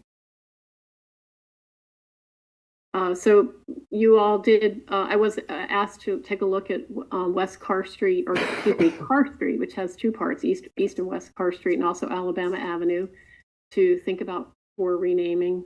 I have a little bit of statistics, some stats about them just for a point of comparison. We did prepare pocket questions for this agenda item, so if you have questions about that, I'm happy to try and respond. The west side of West Carr Street is within a qualified census tract, as is Alabama Avenue. And on the west side of Carr Street, the homeownership rate is about 21%. The homeownership rate in the Alabama Avenue, so this is within the census tract that applies there, is 17%. There's minority language vulnerability in both locations. There is the populations have incomes lower than the area median income in both locations, and the population of residents in the Alabama Avenue Census Tract is 30% Black or African American and Latino, and it's predominantly Black or African American in the census tract that is zoned for the west side of Carr Street. I didn't characterize the east side of Carr Street just because it wasn't within the qualified census tract, so I'm realizing I overlooked that just now. But those are some comparisons that relate to some of the points that were made in the,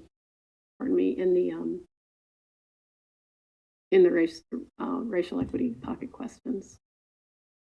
And if I am able to answer questions, I'm happy to try. So thanks very much. Thanks very much, Trish. And just to add to the information you presented, I think in the agenda packet, staff noted the number of addresses on some of these streets. I don't think Alabama was included, but I think Alabama Avenue has about 15 addresses. Yeah. Well, 12 to 15. Sorry, yeah, there are 14. I think there are 14 address. Well, there are 14 existing dwellings, I think, on Alabama. Yeah, and on Carr, yes, 38 on West Carr and 7 on East Carr. Thank you, Trish. Council members, before we hear from members of the public, any questions for Trish before we proceed? Okay. All right. I'm going to start at the top of the list, and I'll go with Herman Fouché.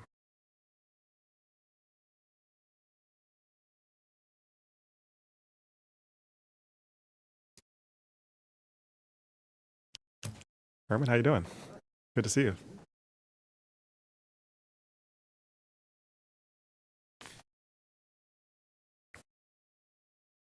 Good evening. Good Mayor Sales, members of the Carrboro City Council, Town Council, and general public. My name is Herman Morel Fouché.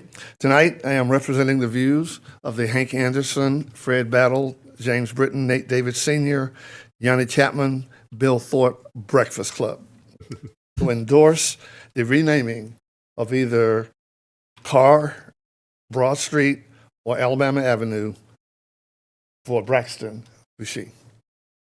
Fortunately, I don't have to tell you about the many accomplishments of Braxton. I mean, if you've been in politics, you lived in Chapel Hill, Carrboro area, you know all the things he's done and that he continues to do. So to bore you at this time of night to talk about it, you know, you would probably talk, why don't he just shut up? But you've heard, you know, Braxton has done everything very unselfish, and he continues to do for the community.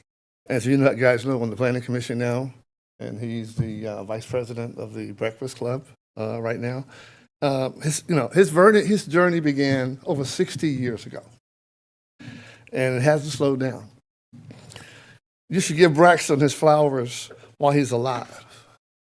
I feel awesome to see Braxton Fouché Street, knowing the many sacrifices that he made being away from his family and friends to contribute to the town of Carrboro. Even back in the 1970s, when I was working with the U.S. Department of Energy, and Braxton would spend his own money to come to Washington, D.C. to represent the town of Carrboro. So, town of Carrboro council members Paris Miller, Fouché, and Michael Parker, members of the Breakfast Club, wanted to be here to speak this evening, but they have their council meeting tonight also. But I do have an endorsement statement from Evan Marksfield, who lives on Broad Street, that I presented to the clerk for the record. Thank you in advance for your positive vote. I know that you, Danny, Tammy, Randy, Damon, Susan, Eleazar, will do what's in the best interest of the community. Thank you. Thank you, Herman. Thanks for sticking with us tonight.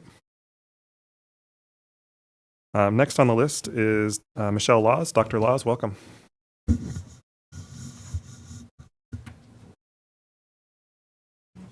do apologize for the interruption earlier. You're all good. Zoned out, wasn't sure what was Thanks for being going here. on. Love you, Sam. I'm Michelle Laws, and I too am a member of the Breakfast Club and a life member of the Chapel Hill Carrboro NAACP, as well as a native of Chapel Hill with roots as well in Carrboro. And I too stand before you today or this night to recommend that Carr Street is actually the street that is chosen and renamed in honor of Braxton Fashee, that you stand on the mission and your goals of equity and eradicating any symbols of racism that are left, and Carr Street is one of those. Legacy is transferred in many ways. In the United States, the main way that legacies are transferred is through historical documents, as well as through land and wealth. The generational transference of wealth is prominent in our society, and in Carrboro is no exception. One of the ways that wealth is transferred is through land ownership. And unfortunately, through structural inequities and racism, through land grabs, and through the laws and policies that were enacted and alive and well under Jim Crow, many African Americans in this community are not able to leave wealth. Consider this. The Board of Governors of the Federal Reserve recently, back in October of this year, published findings of its 2022 survey of consumer finances. In that survey, they highlight the following. The typical white family had about 6 times as much wealth as the typical black family and 5 times as much as the typical Hispanic family. These wealth ratios narrowed since 2019 as non-white home, stock, and business ownership all increased relatively more than for non-whites than white families. However, differences in income widened slightly. The median wealth among white families was estimated to be about $285,000 in 2022 compared to the typical Asian family of about $536,000. Compare that to the typical black family of $44,900. The accumulation of wealth is extremely important to legacy. However, as I mentioned, we don't have that opportunity in this community or across the United States to leave a generational transference of wealth through home ownership and through other means. The way that we leave our legacy is through historical documents. And there's an African proverb that says, until lions have their historians, the tale of the hunt will always favor the hunter. Streets are historical markers and a way for legacy. Naming a street after Mr. Braxton Fashee, a distinguished elder in the Black community in particular, and one of the greatest among the great municipal servants of Carrboro and Chapel Hill, will leave a marker that tells the story of the lion. Thank you. Thank you, Dr. Laws. Next up is Eugene Farrar, who I haven't seen in a while here in Town Hall. So welcome, sir.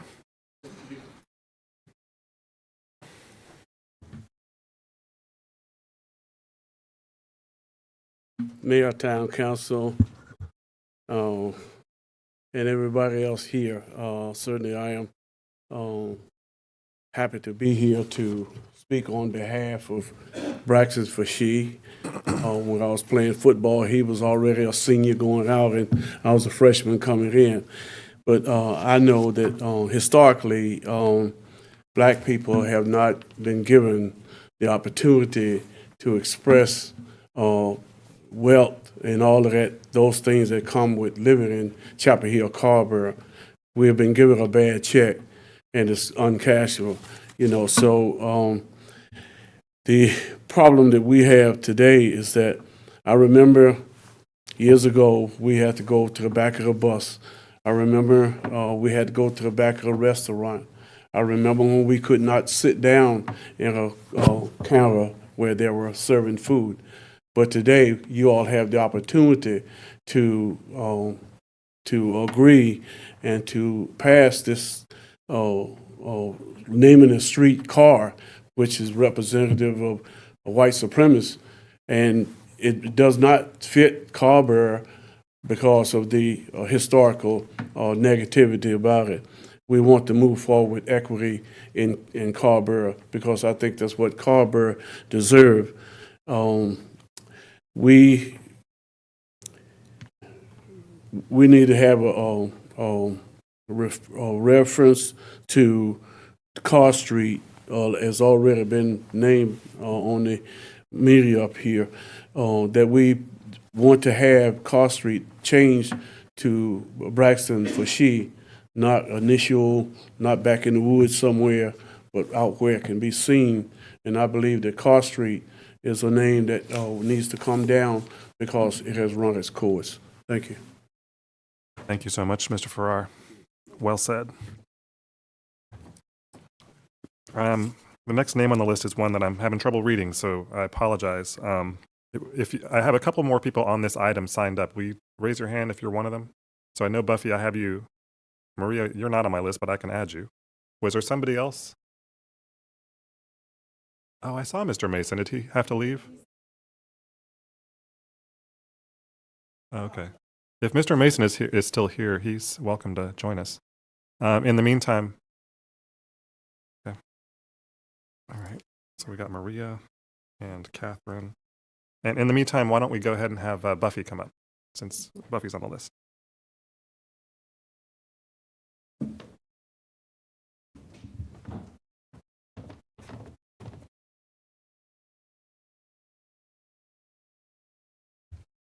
Welcome, Buffy. Good evening. My name is Buffy Weber. I live in Chapel Hill only because my real estate agent did not show me houses in Carrboro. But we're still friends. I still talk to him. I moved to Chapel Hill in 1991. I came from a family who was very active in civil rights issues in the North, in Boston, and then outside Washington, D.C. But that did not prepare me for some of the comments I had. Well, I'm going to backtrack once. I did not live in a situation where my parents were ever in danger, unless they went to Mississippi, but that was their choice, to be in Mississippi. And they never had a job that was in jeopardy because of their civil rights activities. So I know I lived in a bubble. But when I arrived at Chapel Hill in 1991, some of the mothers that I met, almost immediately upon learning them, that were my parents' age, we sent our daughters to boarding school not because we wanted to, because we thought we had to. And that was just such a foreign concept to me.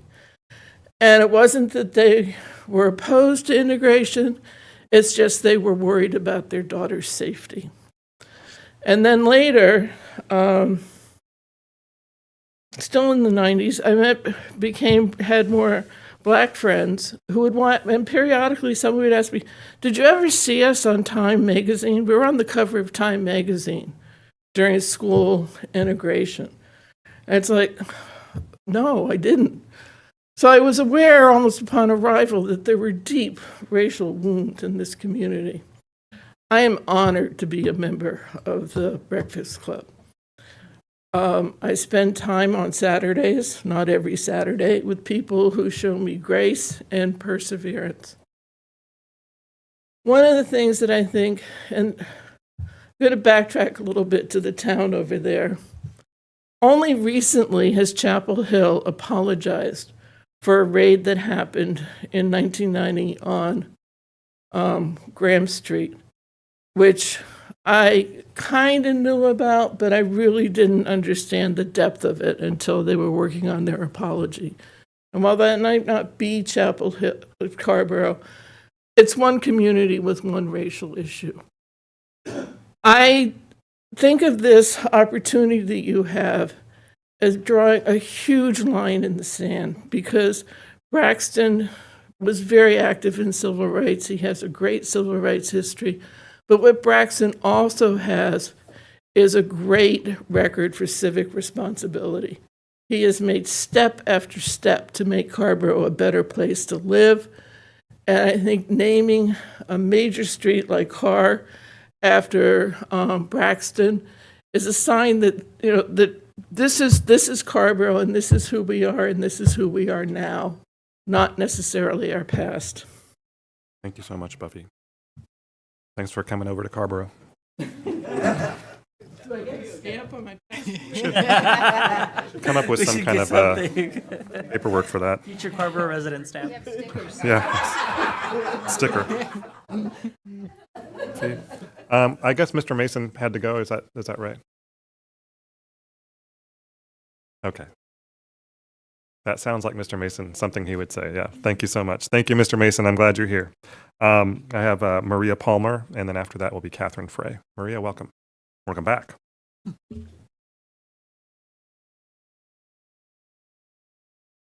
I just want to add my 2 cents and say Braxton is a treasure, and it would be such a big thing to do away with Carr Street and have Braxton Fouché Street, and it would be such a proud moment. I look forward to the dedication, and he has taught me more about history, perseverance, patience, grace. He's a real statesman. I mean, so it's a great opportunity, and thank you for considering it. Thanks, Maria. Catherine Frey. Council member-elect Catherine Frey, welcome.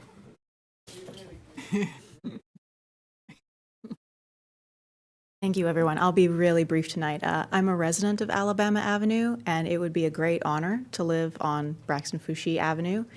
That said, I would also take a particular pleasure in denying Julian Carr really anything I can from beyond the grave. So I think that renaming Carr Street is a wonderful idea, and I support that. Thank you, Catherine. You might just have an opportunity to weigh in on that decision one of these days. Okay. Council members, any questions for staff about this before we have some discussion? I guess maybe one thing I'll raise is I'm guessing based on the conversations we've had before and just what we've been hearing from community members that there's interest in this, right? So I think one is just be discussed is the Carr Street idea of interest specifically.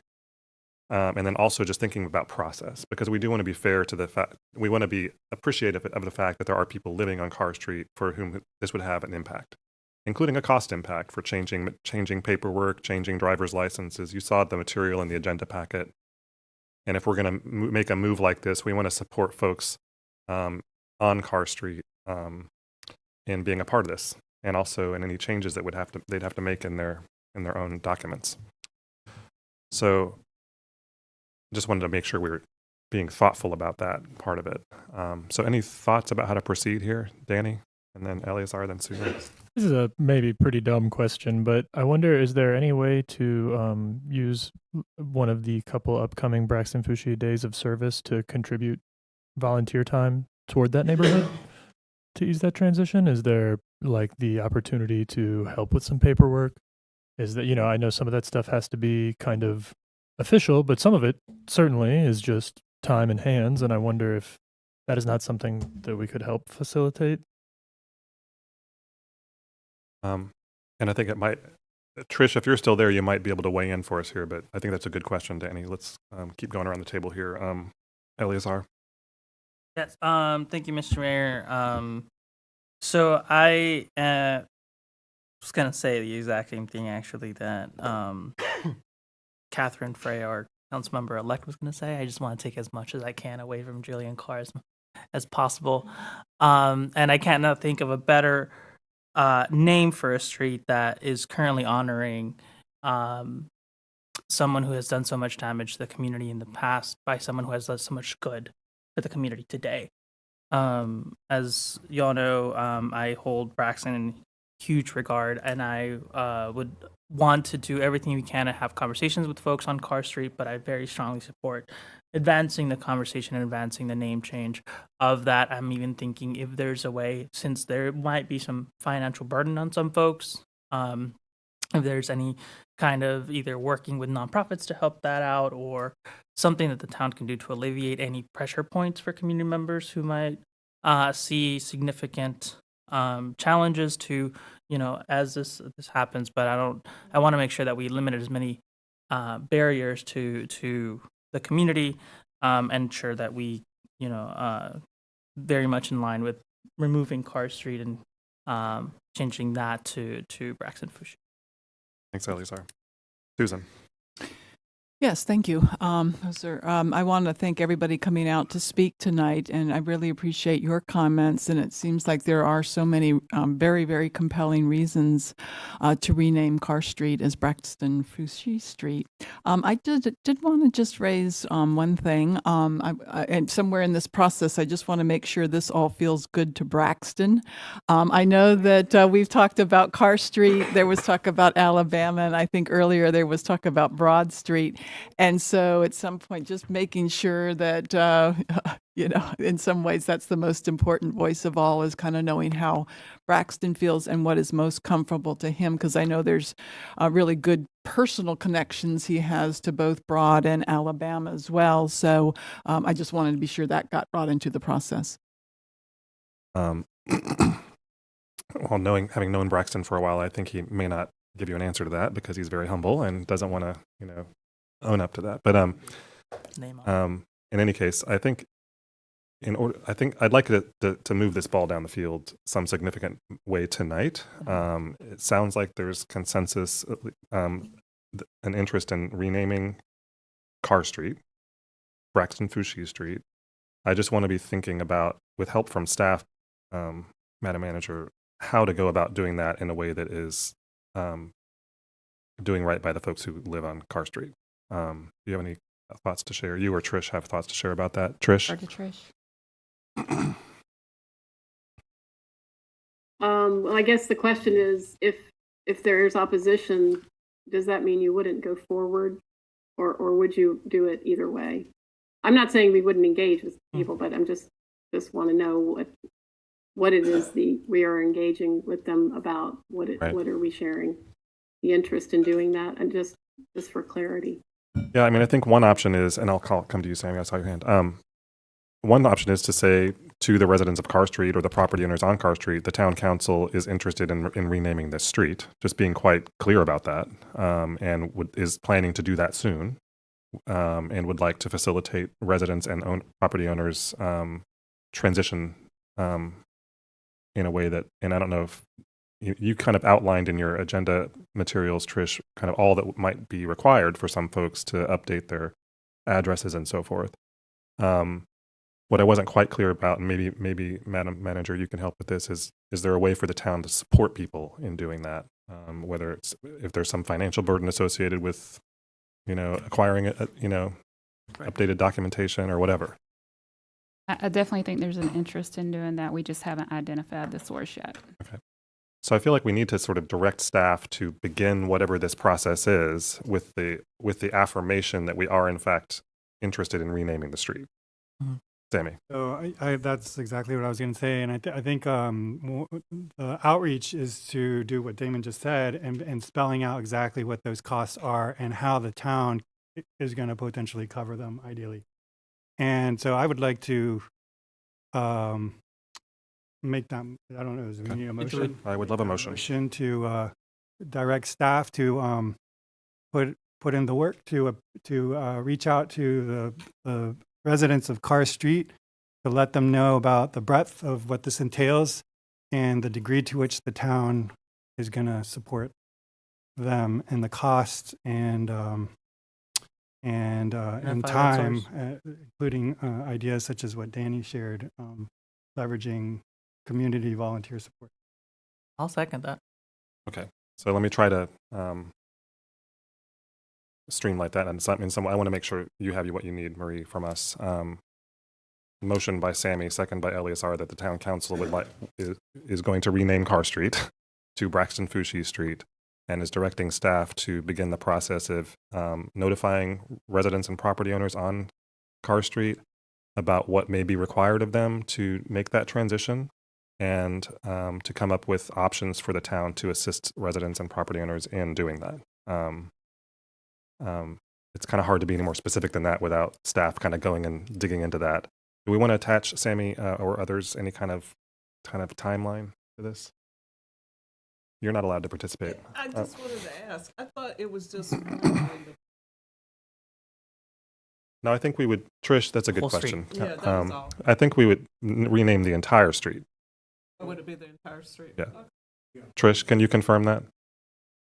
I mean, I think that in light of the size of the street and the number of addresses all involved, I think it wouldn't really, and if the interest is in removing the name for Julian Carr, then of course it would be. That's the motion. Yes. Okay. So that Sammy's motion, as to clarify, is to rename both East and West Carr Street, to rename both ends of the street. So And that's okay with you, Eleazar? that is, and I was going to ask, maybe before we close out that motion, does it make sense to put in a 3-month timeline for that process to come back to council for final decision. For a final decision?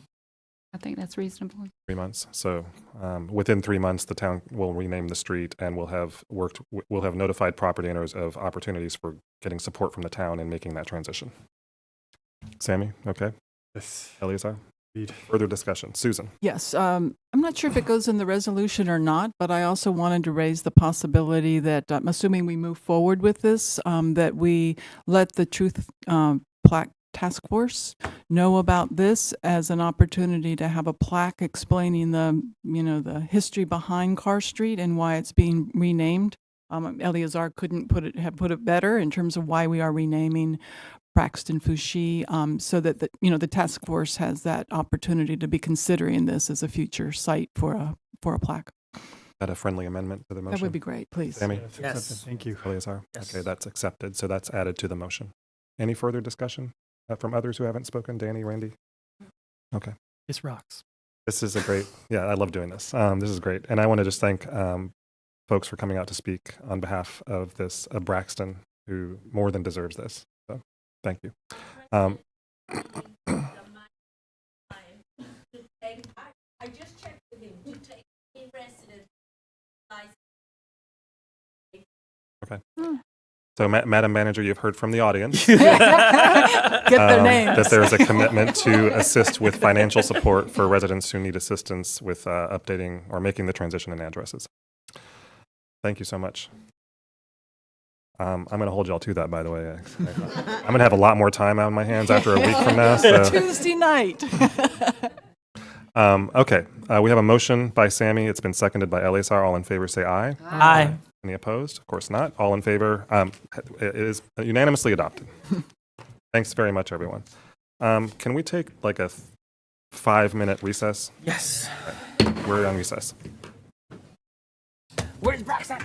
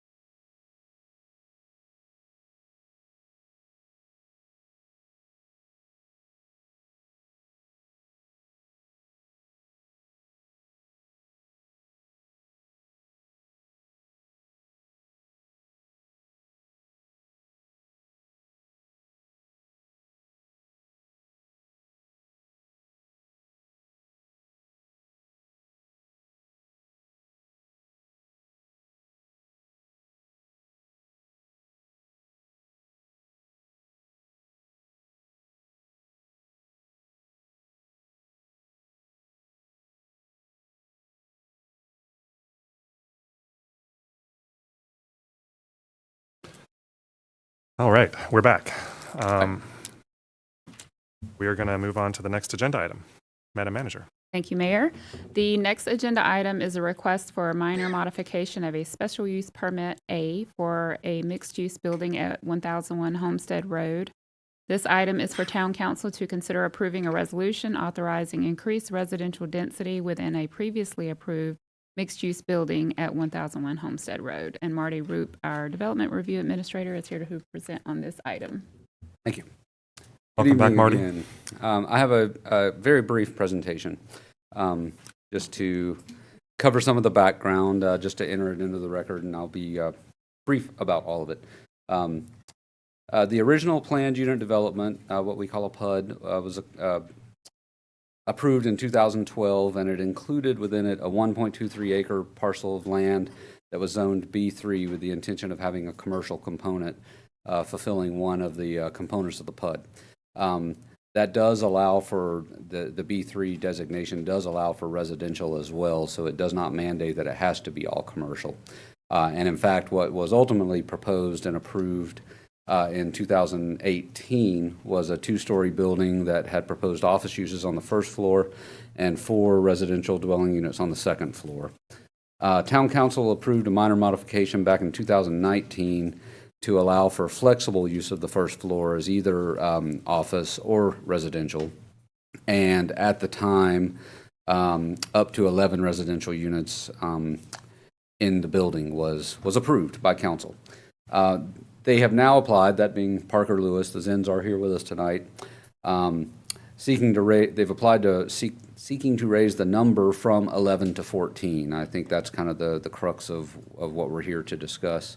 Office uses would still be allowed on the first floor. They're not asking to change that, but they have made clear to us as a staff that their intention is to build it and initially occupy it as all residential. So the overall building, the size of it has nominally changed. It's basically the same building, still built to accommodate office uses on the first floor, but with up to 14 residential units in total within the building. This request is consistent with a recently approved land use ordinance amendment approximately a month ago, allowing for a transfer of residential density. So they're essentially taking available density from the residential component, the residential side of the PUD, and transferring it over into the B3 portion. And again, total of 14 is what is requested. Just for the record, a public hearing is not required for a minor modification request unless the town council chooses to have one.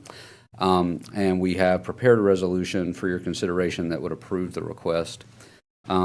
With that, I just have a copy of the site plan, which is not very legible here when you get it on the big screen, as I'm noticing. But it is available if we want to hone in and talk about it for any particular reason. I've also included just an image of Claremont South as a whole to kind of make the point. As you see, there are still some remaining components to be addressed within the subdivision. Stormwater measures we're all aware of, we've been discussing. But this lot, I've moved the cursor here, is really the only vacant lot left in the subdivision. So upon stormwater measures being addressed and this lot being constructed, the subdivision essentially will be complete. So with that, I'm happy to answer any questions. And again, the Zens are here if you want to hear from them directly. I don't think you have a presentation per se, you just, yes. Okay. Thanks very much, Marty, for the brief overview. Council members, I don't have anyone signed up to speak on this matter. Seems pretty straightforward. It's a minor modification. There is a resolution in the packet to approve the request. Any questions or a motion? Second. And moved by, we can get there. We can have discussion. I just want to resolve this resolution, this motion. So Barbara has moved, Danny has seconded approval of the resolution. Susan, comments? Yes, thank you, Marty, for Welcome. Your presentation, short and sweet. And I have, I hope, short, sweet questions, answers. So first is, these are non-traffic generating office space. Is that how that's currently permitted? That thinking like professional office space for an accountant, an engineer. Yes, we have 2 designations for office, and it's interesting the way you phrased that. One is customer attracting or client attracting, and the other is non-attracting. something like an attorney actually is considered customer attracting or client attracting because they do come to the office on occasion. Although no, I would have to look in, to not be long-winded here, I'd have to look into exactly which of the two or whether both were permitted here. I don't know off the top of my head.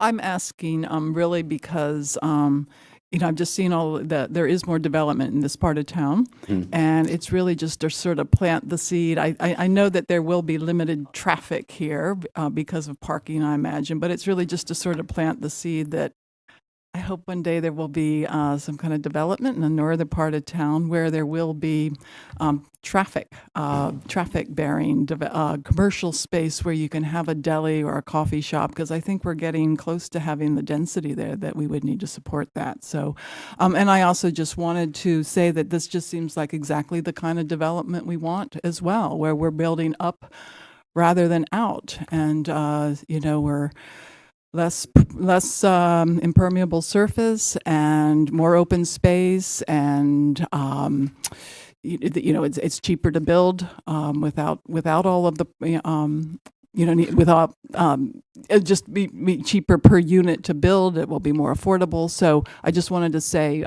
thank you to the Zins, because I hope that there will be more of this kind of development in the northern part of town. Thank you. I forgot to mention, I do have the rendering, the architectural rendering, if anyone wants to see that, but it is a 2-story building. That hasn't changed yet. And the final question is this, so with the increased density, does that mean, does the footprint basically stay the same and the units are smaller? It does, yes, and the Zins are probably better prepared than me to speak to exactly how that plays out, but that's the general idea. Yes. Okay. Thank you very much. Eleazar? Thank you, Mr. Mayor. I just had a quick question around, and this is something that Councilmember Romaine or Mayor Pro Tem Romaine actually asked. How does this change affordability or kind of cost per unit? I would defer to the Zins on that, except to note, as just mentioned, perhaps the smaller units might, potentially be more affordable, but they're probably better suited than me to speak to that if you want to hear in more detail. I would, Mr. Mayor. May Sure. Omar, do you mind? Come on up.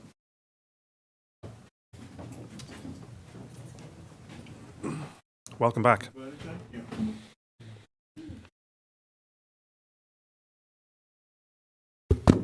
So Eleazar, to answer your question, we're going from 3 2-bedroom units to 6 1-bedroom units. These units are approximately 600 square feet. So certainly the 1-bedroom units are. So certainly with a 1-bedroom unit, they're going to be a lot less expensive than a 2-bedroom unit. The cost per square foot is generally higher the smaller the square footage goes. But in this case, we're adding 3 units. We're adding 3, they're not studios, they're 1-bedroom with a small living space. They're basically 600 square feet. So there'll be more units at a lower cost. Do you have an idea of what that looks like? Any ballparking it? It's hard to say. I mean, we're at 8% interest rates, it all depends on money and materials. Sheet of OSB plywood is $19, $20 now. It used to be $10.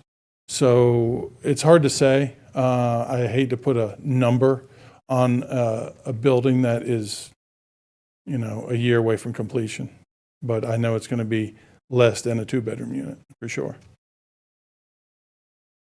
All right, yeah, that's all I had. Okay. Thank you. Thanks, Omar. Appreciate it. Any other questions from council members? Omar, they're all condos? Yes, that's correct. Okay. Thanks, everyone. Thanks again, Marty. It's been moved by Barbara, seconded by Danny, that we approve the resolution. All in favor say aye. Aye. Opposed? The matter passes unanimously. Thank you. Madam Manager. Okay. The next agenda item is the Race and Equity Action Plan, Weaving Equity in Carrboro Town Governance. This agenda item is to request that the Town Council adopt the Race and Equity Action Plan, Weaving Equity in Carrboro Town Governance, and we have our Anita Jones McNair, our Chief Race and Equity Officer, is here to provide a presentation on this item. Welcome, Anita. Good evening.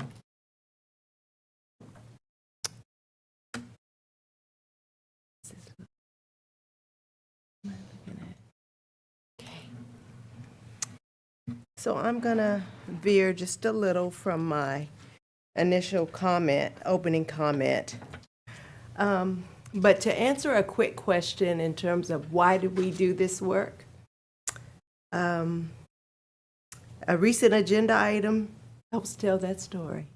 So, as I say that, I also want to thank this council for all of your work during this time. It has truly made a difference. I am constantly reminded by various practitioners and leadership around the U.S., and we talk about the impact of elected officials embracing this work and what does it look like. It's in clear display. And I am very proud to say that when I talk to my colleagues. So again, thank you for making it very obvious. And I'm sorry, I'm just a little excited about this evening. So, yeah, so. Glad you're here, Anita. Thank you. Thank you. So this evening, I'm here for a threefold purpose. One is to provide a brief summary of our Racial Equity Action Plan, hear from all of you, and answer any questions that you might have, and hopefully the council will adopt the plan this evening. So to give you a brief introduction, as you know, I say it every time I'm up here, we started this work in 2018, clearly by a unanimous vote by our, at that time, Board of Aldermen. And in your packet provides a document of our journey since 2018 and some guidance in terms of advancing racial equity through 2025. I realize that's a short period of time, but we are in the process of getting a lot of work done, and we believe we will have it done by 2025 so we can bring a more sound, concrete action plan for your review.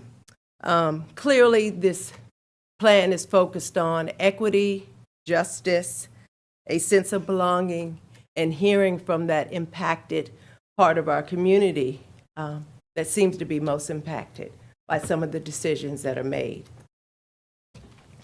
And so our town goals are definitely embedding equity in our town governance, and we've been doing just that. We've been leading with the GARE model of change approach, and we've been educating our employees and our residents and all of our stakeholders. I think we've also had an opportunity to even help talk with our elected officials in Orange County about the work. We want to serve as a change agent in terms of removing all of the inequities in our policies, practices, procedures, and service delivery. And that's what we've been doing. We want to strengthen our partnerships, and we want to make sure that all of our residents have a more just and equitable community. And so some of the highlights of the work that we've been doing since 2018 includes partnering with GARE and doing a lot of normalizing this work, coming to a firm grip of a common way of looking at what's happening here, trying to get a deeper appreciation of who we are and our differences and how that creates a stronger team for the Carrboro community, as well as enhancing our service delivery that we provide. We continue to develop tools to help in our decision making, and they've been on full display this year. Our racial equity assessment lens called The Real, and our pocket questions. I think they have been very helpful in centering some of the decisions that we've all made, not just the council, and certainly appreciate you all taking all of that information in account. It's always amazing to me when staff completes those pocket questions and the information that kind of is teased out as a result of that. We have been really trying to understand intent versus impact. I think we all have a good intent, but it's the way it affects those that we work with and that we provide services for that's very important. And, you know, our leadership team within the town of Carrboro has been very focused on evaluating the lenses that have come in and been very thoughtful and deliberate in a lot of their recommendations. And then, of course, our departments have been doing a lot of departmental focused work on specifically what they want to center and ground in the work that they're doing. And externally, we have been focusing on our new relationships, fostering very important relationships in the community, but not only in the community, but Orange County and regionally and nationally. We have been really trying to collaborate with our boards and commissions on a lot of work, and also realizing that sustainability in this is a very critical component of this work in terms of building an equitable infrastructure. We want to build an allyship in which we can all advance race and equity. And we realize just through this few years that we've been doing this work that it has to be very intentional, very consistent. We have to listen to the community, and we do have to track the data to see what the data is saying. We've also been learning from each other and learning from our colleagues in Orange County. We have a very strong collaboration with Orange County, and I'm very proud to say we've done a lot to that end. And our recent project is a racialized history project. So we are moving forward with that, and we realize that we're stronger together. So looking forward to 2025, we want to continue to train our employees and educate ourselves about the work. We are continuing to complete our real lenses, and in your packet, we have those lenses broken down for you so you can see exactly what departments are doing what. And so we feel that we can achieve 100% completion rate by 2025. And if we don't, we will go as quickly as we can, and we're learning as we go. That could require a lot of time, but we are right at about 25–30% right now, and we just keep moving along. So we want to develop goals and objectives and performance measures that we will be tracking on an annual basis and giving you all an update on that. We wanted to identify action items. It's so important that we're not performative in this work. We want to make a difference in our community and moving the needle and closing the gap in disparity. We'll bring, hopefully, back to the council in 2025 an updated action plan that will tease out a lot of information that we get as a result of completing the racial equity lenses. So that's why it's important that, we kind of wait on moving forward with some items, because I think we're still in that discovery phase, and what is that going to look like, and what does that mean for our departments? We have departmental teams. We also have cross-departmental teams, and we continue just to learn together. So, short and sweet, the document, I think, tells the story, provides the history, and all of that necessary, important information. But in closing, I do want to acknowledge the fact that this work can be difficult. It can be misunderstood. and sometimes the progress seems non-existent. But certainly, the positive impact that it has on the lives of our community members, our employees, and our neighborhoods in which we work, live, and play is so impactful. And the transformational work that we're doing will be very beneficial. And so I want to give a special thanks to all of our employees. They have done a phenomenal job. Despite looking at me, wondering what? But we're getting through it. And I think everyone is starting to become more comfortable with the work and what the expectations are. Our core team has been phenomenal. Our past and present core team members, they put in hours of trying to make a difference as well and leading their departments with this work.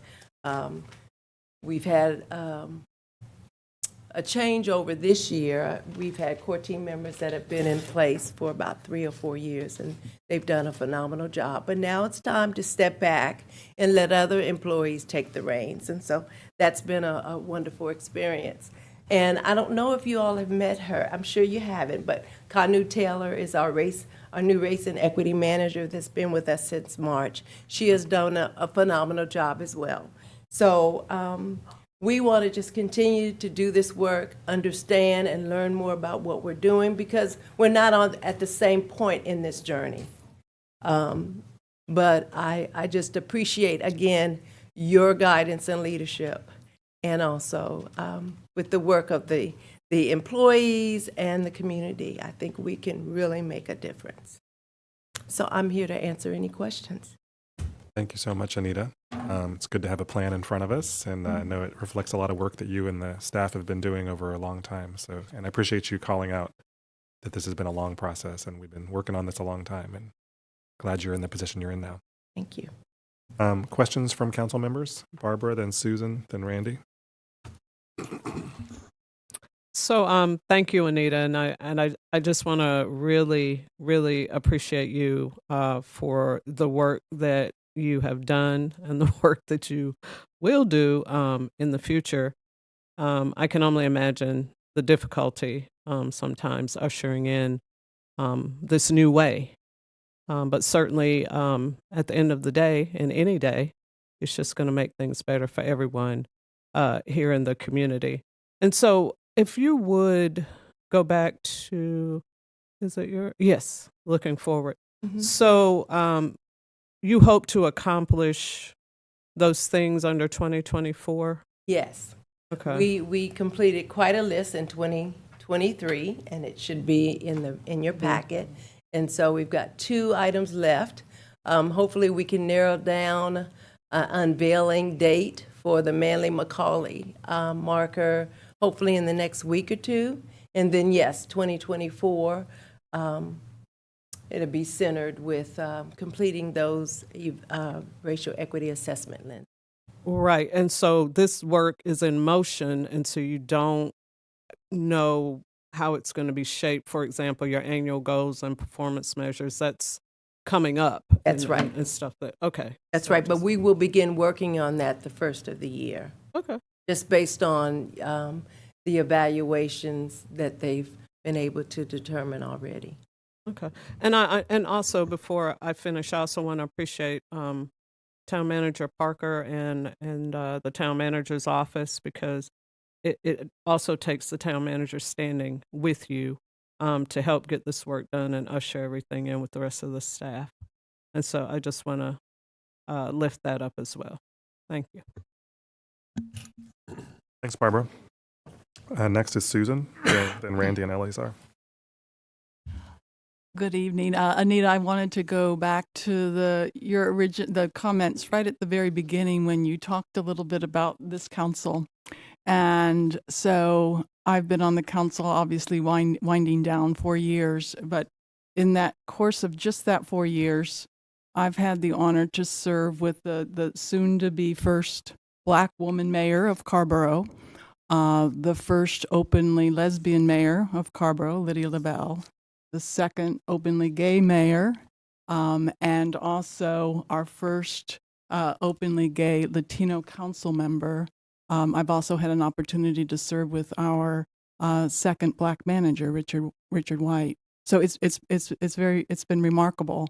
And my takeaway from all of this is it's just representation matters, as Barbara says so often.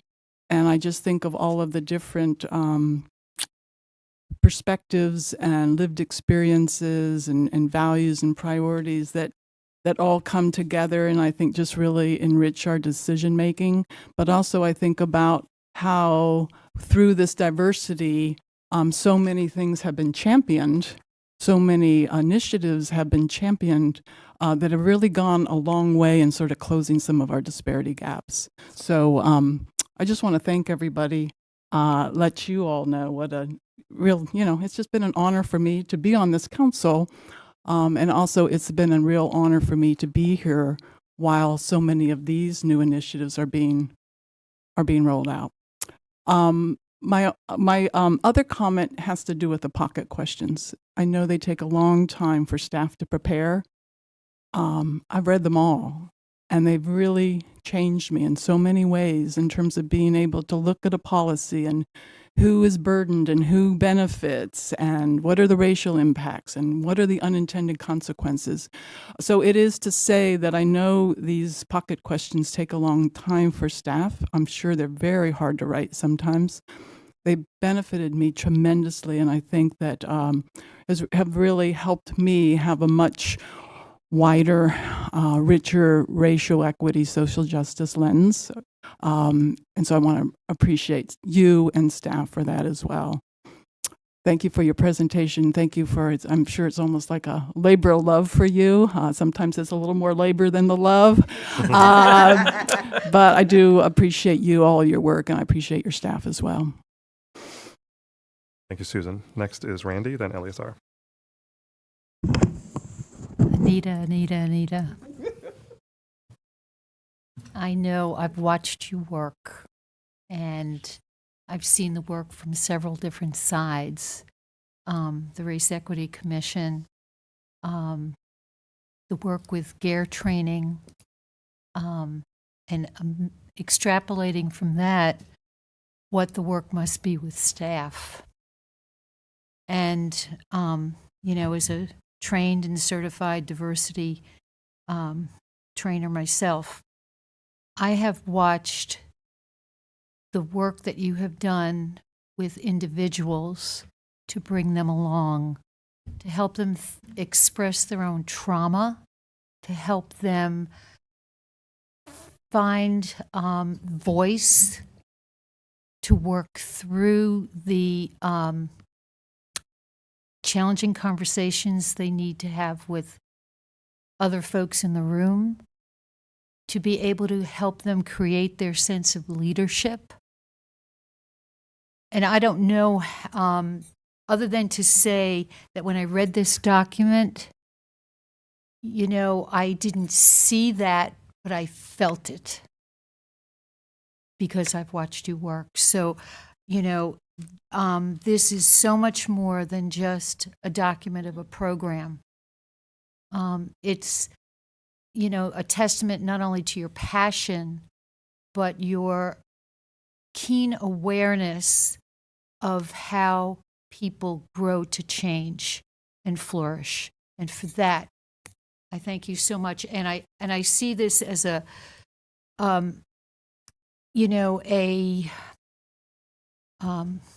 program for town staff and the departments to model the way for other communities with the true heart that you've expressed. So thank you so much, and thank you to Barbara. Barbara and I have sat because we've watched, and we see the real depth of the work. So I know that it's happening for staff. Thank you, Randy. Next is Eleazar. Thank you, Mr. Mayor. Thank you. One of the things you mentioned that you were proud of, to talk to your colleagues about our work with racial equity as a town, as a staff, as a community. And I just want to share something really quick. I had the opportunity to sit on a panel with other elected leaders in Austin, Texas. And one of the things that I can say shamed my other council, like colleagues of other municipalities and states that we're not going to mention, was the fact that we're so intentional about the work we're doing, putting the values that we aspire like into action, and this is a beautiful example of that. So I want to thank you for all the work you've done since I've been on the council, but many years before I even joined. So thank you for your immense work. Thank you to your staff. Thank you for everyone who took a part in creating this document. And while we're talking about some of the great highlights of Carrboro's putting our values into action, I did want to not leave out the fact that, to my knowledge, Carrboro is the only municipality in North Carolina who has had 3 Latino representatives at any point in time. Both starting with Herrera, continuing with Slade, and myself. And Sammy, one thing I do want to recognize for you is that you are the longest serving Latino in North Carolina. No, and when we talk about diversity, not just on this board, but as we work and build equity in our community, I'm just honored, deeply honored to be part of this community, deeply honored to have you on our staff, and deeply honored for all the work that everyone on the team has done, because ultimately we are a team. We may not always agree on everything. We may not always see everything the same way, but at the end of the day, we know that we're all working for an equitable Carrboro, and you're helping us get there. So thank you so much. And with that, Mr. Mayor, I will move that we adopt. Thank you for the motion. Is there a second? And then I'll go to the other speakers. Happy to second. By Danny. Oh, public comment. Oh, I don't have somebody signed up, but I'm. I put it. Oh, I'm sorry. Yeah, we'll have public comment. So just want to get the motion on the record. We have a motion by Eleazar, a second by Danny, and then we'll continue discussion. I'm sorry, Michelle, I didn't realize that you'd signed up to speak on that. I thought it was just on that other item. But I'll call you up in 1 sec. Do you want to do that first, or do you want to speak? Go ahead, Sammy. I don't want to follow Michelle. I know Michelle enough to know. Go first. Thank you, Anita, for all your work on this. I also want to express gratitude for and my pride for serving on a board that gets it in the South, in a place where we oftentimes, as white people, are blind to our history and the realities and repercussions and continuations of that history. And so trying to bring that to light is often a struggle. And I offer you the challenge of, with a receptive board, where's the pushback? You've got, feel, a lot of room to find that. And I encourage you to do that. I also want to thank Eleazar. I at heart am bicultural, and oftentimes, because of the way in which racism happens, don't claim my Latino heritage. But I very much am and feel it. And I'm very grateful for that recognition. Thank you. So thank you, Anita. Appreciate your work. Danny. Can't be made to be the only person to follow Michelle. I really want to express my gratitude for this. This is really important to me. I think all of my colleagues have heard me say, one of the things that's really been impressed upon me, I so often am urging us to focus on the issue at hand from here behind the dais. And one of the most profound lessons of this role is that you can't focus on the issue at hand when there are so many things that you haven't focused on. And the way that comes into the room here has left me really hungry for a way for us to really stand on firm ground to make progress on this issue. For me, that really looks like putting some bottom line resources into what it means to, enact reparations and have a reparative mindset. I'm extremely heartened to see that research into legal models of reparations is slated for 2024.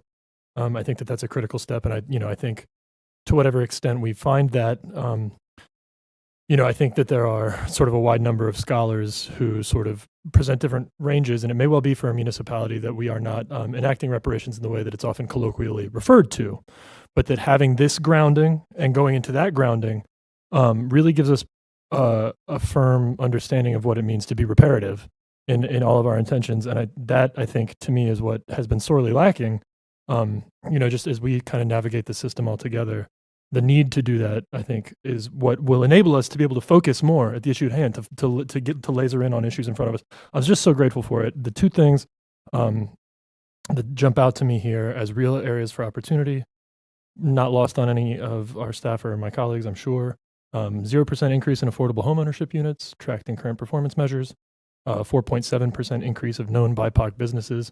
If I'm looking for places where we have the legal means to affect what I consider reparative change, I think those affordable housing opportunities and the increase in BIPOC businesses are places for this council to really laser focus. And I'm just really grateful for this work and so eager to start to put our money where our agenda is. Thank you so much, Danny. Great points. Put our zoning where our values are, too, up to that point. Dr. Laws, will you please join us at the podium? Thanks, Anita.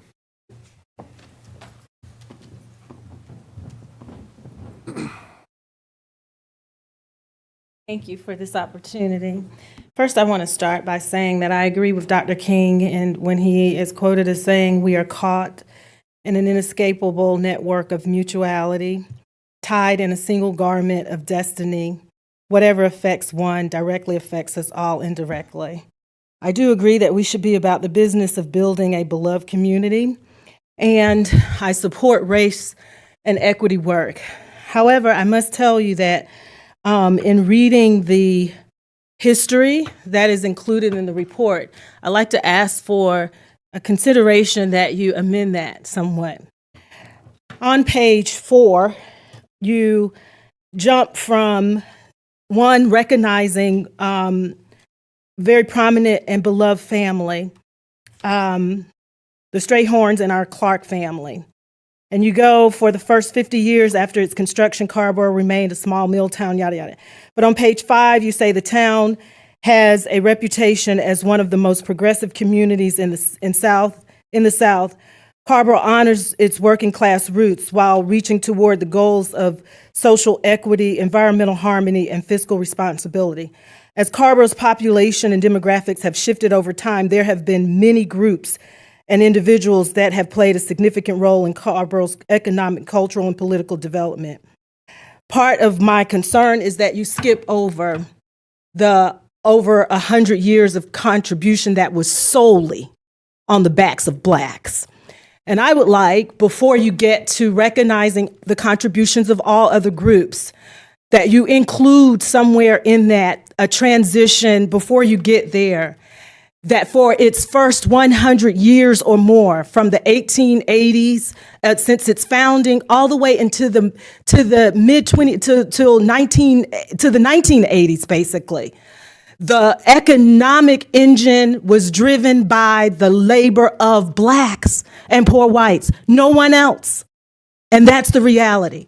I'm not excluding or minimizing the contributions of other groups that have come after and the major contributions that have been made. And yes, we need to move towards this beloved community where everybody feels that their contributions have been valuable.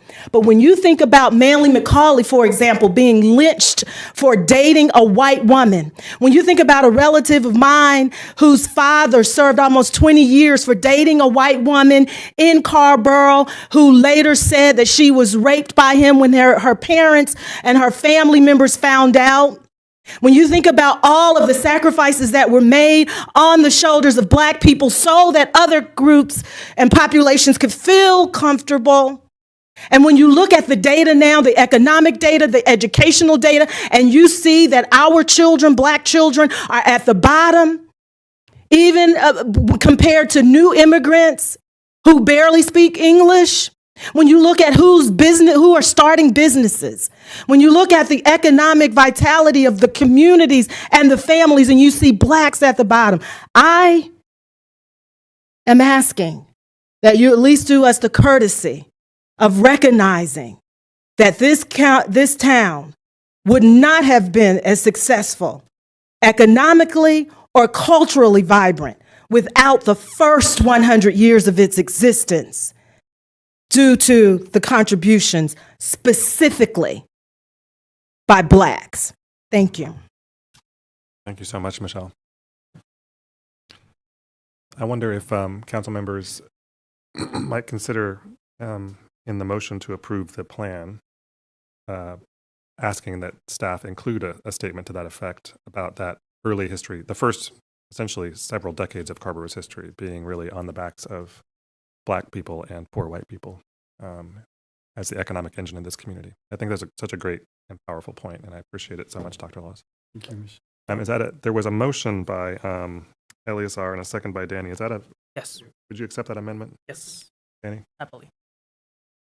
All right. Any further questions or comments before we vote? I'll just say this is why Sammy and Danny did not want to follow Dr. Laws. All in favor of the motion say aye. Aye. Any opposed? The matter passes unanimously. And Anita, thank you again so much. And she's writing.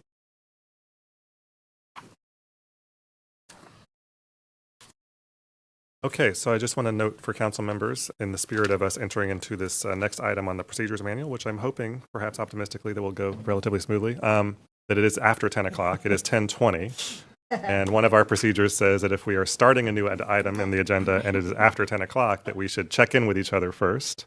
Are we all good with continuing with the agenda, or do you? Let's go for it. And I'll just remind you, too, that we do have a closed session scheduled this evening. Right. Okay. It's not like we can delay anything. Nope. Right? Let's go for it. All right. Madam Manager. The next item on the agenda is the consideration of the Town Council Procedures Manual. This item is to provide a comprehensive guide that outlines the accepted practices and policies governing the operations of a town council. It serves as a reference document for town council members, staff, and the public, ensuring consistency, transparency, and accountability in the conduct of town business. Thank you so much. So, council members, just a brief overview, and I first want to thank our interim town clerk for helping get this put together for us here and really helping shepherd this to the finish line tonight. So thank you, Wendy, for that. So we've discussed this procedures manual in its various draft forms over a long period of time, including quite a bit during one of our retreats, you'll remember. A few rounds after that of council members having an opportunity to offer additional feedback, and I did receive great feedback from, I think, pretty much everyone during that period and incorporated that into the final version. That draft then went to the staff. The manager's office had it for some time to review in detail, which I appreciate. The clerk's office, our previous clerk. The town attorney has reviewed it. Our chief race and equity officer has reviewed it.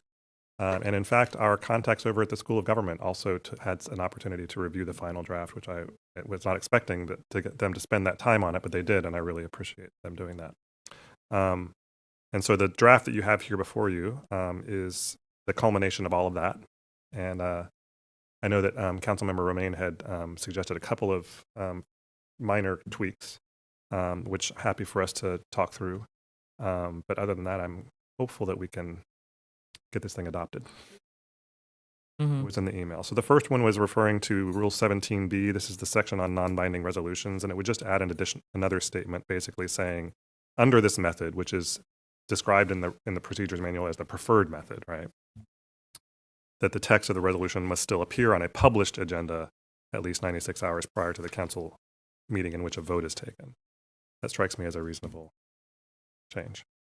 The other suggestion by Susan is Rule 41C on the rules for public comment periods. Just this is the section that talks about the maximum of 3 minutes allotted for each speaker. Basically just kind of a tweak to clean up that section, and noting that there are a variety of ways in which a town council is authorized by the statute to make reasonable rules around how the public comment period is managed, depending on how many people are signed up to speak and how much time the council is to devote to that on a given agenda. So I think that's the motivation behind Susan's recommendation there. It is, thank you. And just a really quick comment. So I I added this because just in the last few months, we've just had more council member meetings where the chamber has been filled with speakers. And, Westwood Cemetery, and this is a great thing, but Westwood Cemetery, Bowling Creek Greenway, Jade Creek development, the Homestead Road development, Israel-Hamas resolution. And so this issue, I think, is going to come up more and more for future councils. We have a lot of people here. They've prepared comments. They've rushed out of the house to get here. And it just seems like, it's really unfortunate if they get here and that we've hit an hour limit, no more speakers at that point. So I just thought, let's remove that language entirely and look for other options which a future council can do in terms of how do we address public comment, because it is becoming an increasing part of the agenda of the meeting time. But that seems like that's a whole other question for future councils. Tonight, it's just to remove the idea of a 1 hour time limit so that those folks who do come here to speak have an opportunity to do so. And so I'll just, and to add to that, just clarify that. So this section of the manual is really in the spirit of and largely draws language from statute, which authorizes local boards like ours to set reasonable rules for public comment. So this is, I think Susan's amendment is perfectly fine. It still leaves a lot of flexibility for the council to determine rules as needed if time is an issue, that kind of thing. Thanks for the explanation, Susan. Eleazar and then Randy. Thank you, Mr. Mayor. Just one clarifying point on the first, and maybe this is for you, Mayor Pro Tem. So on the first suggestion edit, Mr. Mayor, as you presented it, it would be adding that to the preferred procedure clause, not the Rule 22 clause. Is that correct? Yes, it would add it to the preferred procedure clause. Yeah. All right, perfect. So kind of tighten it up. The expectation is, and I think it's in the interest of transparency, if we're going to have something on the agenda that's being considered by the council, it really ought to be ideally on a published agenda. Right. Perfect. All right. That was my questions. Thank you. Randy? Yeah. Thank you, Susan, for looking at that. When we were working on this, we had quite a bit of conversation about, how best to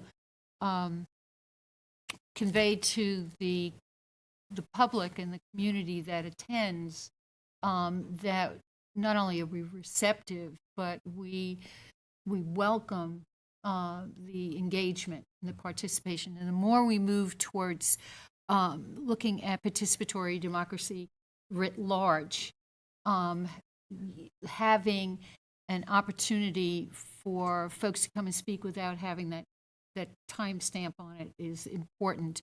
I just also, consistent with that, I think it's important for us to recognize that we may not want to, in the moment, determine that we're going to decide that we're going to have, one designee per group. In other words, one of the things that I noticed with some of the events that you were talking about, where we were talking about various things, we kind of looked at the clock and were like, okay, we're going to change this now. I'd rather we not do that and just adhere to something that's consistent. So I really appreciated that comment. I wanted to ask about, in terms of the resolutions, if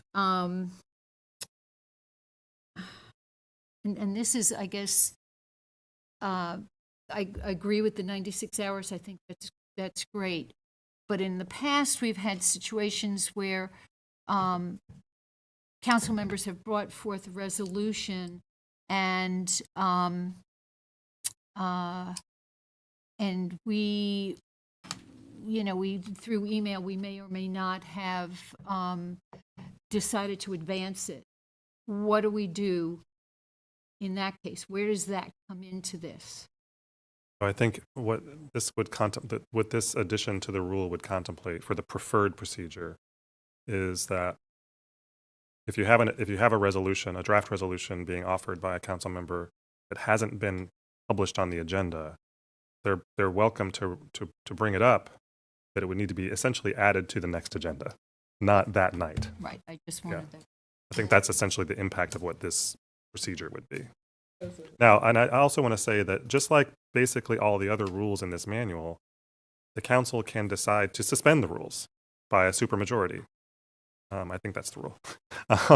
And so, again, there could be cases where, say, the council does feel a sense of urgency around a particular issue. Maybe it's a resolution, maybe it's somewhere else, but this provides an opportunity for the council, rather than just sort of doing that willy-nilly, to actually suspend the rules formally as a body, that you're sure that you really want to do that, and then move on to, considering the item. But in any case, you get my point. But yes, the expectation of this preferred procedure is that things should be on the agenda. They're going to be considered. I think that opening that window to say if things are seen as urgent, that's where we got stuck. And Well, but that's going to be true of anything, any rule. That's just like standard procedures. The council can always suspend the rules, but it would require a higher bar. It would require, like, for example, the supermajority of the council, that kind of thing. I think we need to be careful because I don't think that changes anything. Either we're going to create a procedure, we're going to stick to it, or we're saying, well, it would prevent. Excuse me, or we're saying, am I wrong? Oh, you're right. Go ahead. Or we're saying that you can suspend it at will. I want to be careful with that because there's a lot of discomfort in that the Israel-Hamas resolution was brought up twice. And I think that this, I get what you're saying. And I think that this would help avoid those situations. I mean, that's the purpose of it. And the whole idea of having the procedures written down is so that in order to get around them, you would have to make an affirmative decision as a body to get around them. You wouldn't, it would be more difficult to do. Ellie, sorry. Yes, thank you, Ms. Mayor, because this conversation just kind of propped up another question. Because as I read this, right, the preferred method would be I want to have a resolution that says we're moving Monday to Tuesday. I don't know. For a weird example. I go to all of you, all the members of the council, and get an affirmative response, right? We then put that on the agenda for the next week. Now, let's say I get an affirmative response from everyone on Monday. We have our meetings on Tuesday. The preferred method would then be I wait until the following week to put it in. Correct. Now, if I feel like it's urgent to bring it up on that Tuesday, as I read Rule 22, I can still bring it up, and I would just need a majority of the council to add it to that agenda. But this new addition that Susan is offering for Rule 17 would add a layer of additional requirement. Well, that's why I was asking, did it pertain to the preferred procedures clause or the Rule 22? Because if I'm putting something under Rule 22, the preferred procedure has no impact on that rule. There is no contingency for that. Rule 22 would require, explains how council members would make an addition to the agenda on the night. But what Susan is offering here is for this particular kind of resolution, a non-binding resolution, it would require something more than that. It would actually have to be on the printed agenda of a following meeting. It sets a higher bar. Because community needs the time. I'm sorry. I do believe I had the floor.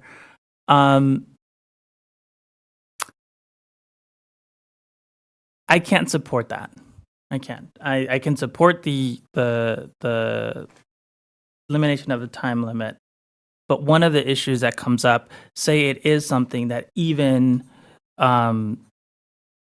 it happens to be urgent, it's just like a time constraint, we would have to suspend the rules, add it to the agenda, and then bring back the rules in order to see a resolution, even if we have a full consensus of the board.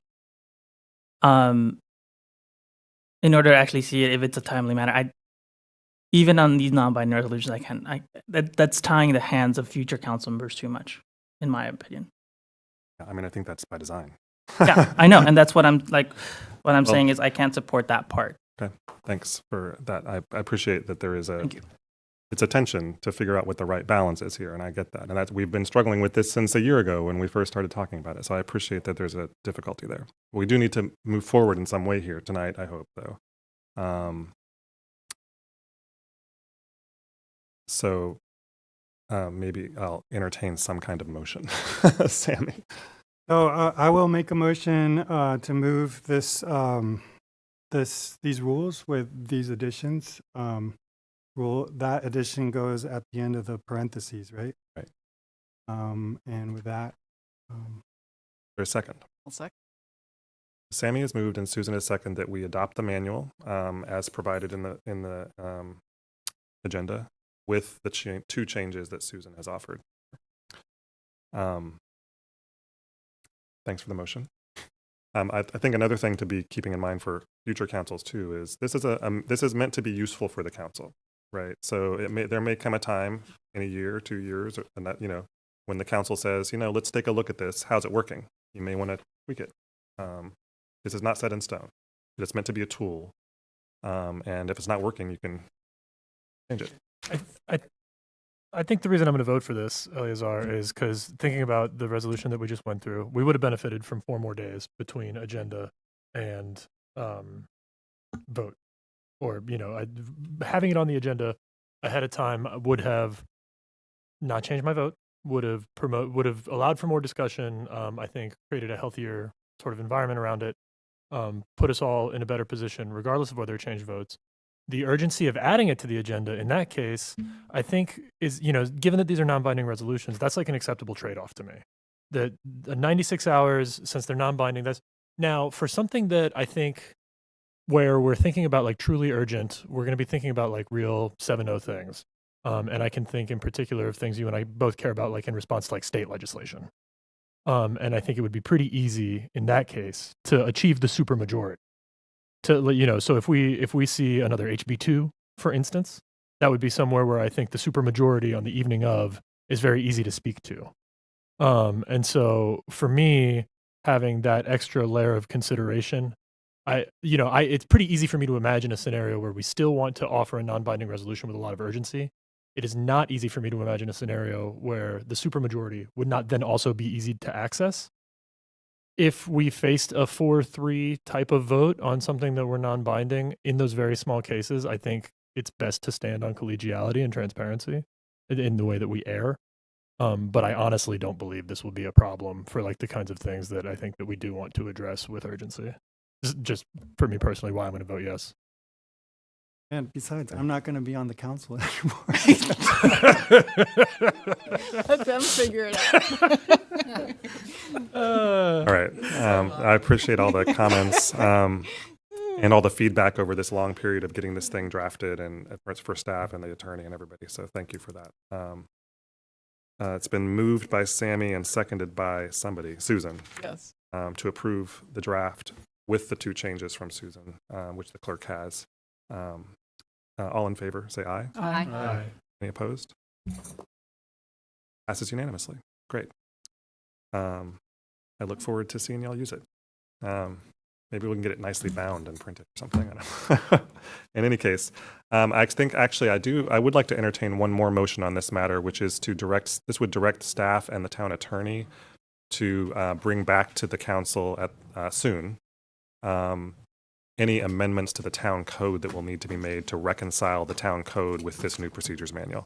And I will work with the clerk and the attorney on identifying those very small number of cases where there will need to be some tweaks made. I kept track of them as I was drafting the manual, and so I have a head start on that. But I need a motion to direct staff to do that. So moved. Second. Moved by Eleazar, seconded by Randy. All in favor, say aye. Aye. All right, thank you. All right, Madam Manager. The next item is appointments to the Transportation Advisory Board. The purpose of this agenda item is for the Town Council to make appointments to the Transportation Advisory Board. Thank you. So we have a couple of applicants. We actually have more than 2 seats available. So normally we would use a ballot method, but in this kind of scenario, we often forego the ballot method because we have fewer applicants than seats available. I really appreciate that one of our applicants actually is in the audience and has been here all night with us. So thank you, Jordan, for being here. You better do it. Unless there's any objection or Building up the mileage anything, now. for a motion to appoint moved. Jordan Dalton and Bradley Dahl to the TAD. Moved by Eleazar, seconded by Sammy. All in favor say aye. Aye. Opposed? Matter passes unanimously. Next item, please, Madam Manager. The final item is appointments to the Safe Routes to School Implementation Committee. Purpose of this agenda item is for the Town Council to make an appointment to the Safe Routes to School Implementation Committee. Similar to the last item, fewer applicants than currently available spots. Andrea Tanner is the applicant. I think she'll be absolutely fabulous in this role. I know she's looking forward to doing it if she's appointed. Is there a motion to appoint Andrea Tanner to the committee? I'll make a motion, or Second. Barbara, I'll second. And a very quick comment. I just, Andrea wanted me to make this clear before the vote. So she lives in Carrboro, and her kids go to school in Chapel Hill. They're in the Chapel Hill Carrboro City Schools, but they do attend school in Chapel Hill. In the drop-down menu for the application, it only gave her the choice of being living in Carrboro, but her kids attend school in Carrboro. And so she just wanted me to make clear to everyone before your vote that her kids are not going to school in Carrboro.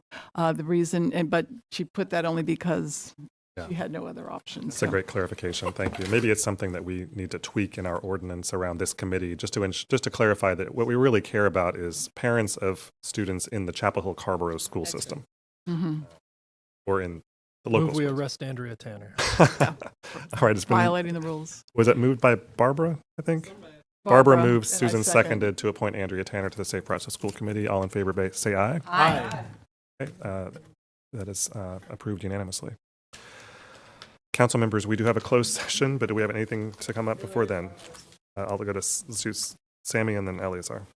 Yeah, I just wanted to follow up on the towing issue at Carmel Mall. There are a couple things I want to say. One is that, firstly, I'm glad that notice of a violation has been issued. It's unfortunate from my perspective that a grace period has been given. I think it's so important that flexibility on enforcing our rules need to be weighed against the damage that postponement of enforcement of those rules might have.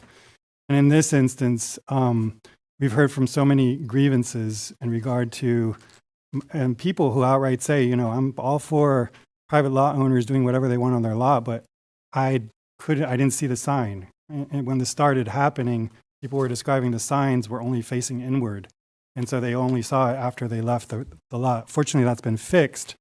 But there's still issues with that go beyond the notice of violation that I feel need to be up. Like we need to send a new notice or amend the one that was sent to include issues with where these signs are located. As I sent over email, if you're entering and turning right, and there is and there's only one sign on this side, you're likely to not see it. There needs to be a sign on the opposite side, and not only on the opposite side, but in a manner that is above the cars that typically are in traffic as they are exiting. It has to be above the roof of the cars.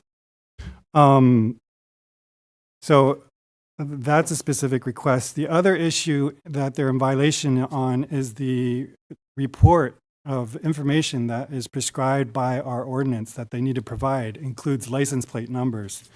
And the log that we have is missing a lot of those license plate numbers.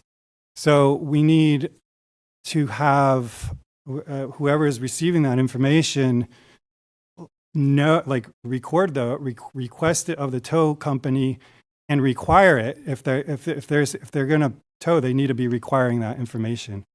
And so on those two issues that still are outstanding and have not been conveyed to the towing company or the Carmel property manager, we need to let them know that those issues have not been resolved. My understanding is the grace period ends, I believe, next Tuesday. I presume and hope that informing the property owner of these outstanding issues will not trigger another grace period, but rather they can address these immediately. and those are the, I expressed this at our last meeting. I hope oftentimes as an individual council member, we're not taken seriously. If folks feel like this is a serious enough matter, I would hope we could, as a board, as a body, convey this to our town manager. Because otherwise, we will continue getting complaints. There will be a lot of grievances. We literally almost had someone die because their medication was in the car and they were sent to the hospital. And the damage this is doing to our downtown economy. How many people have we heard from who say, I will never come back to Carrboro?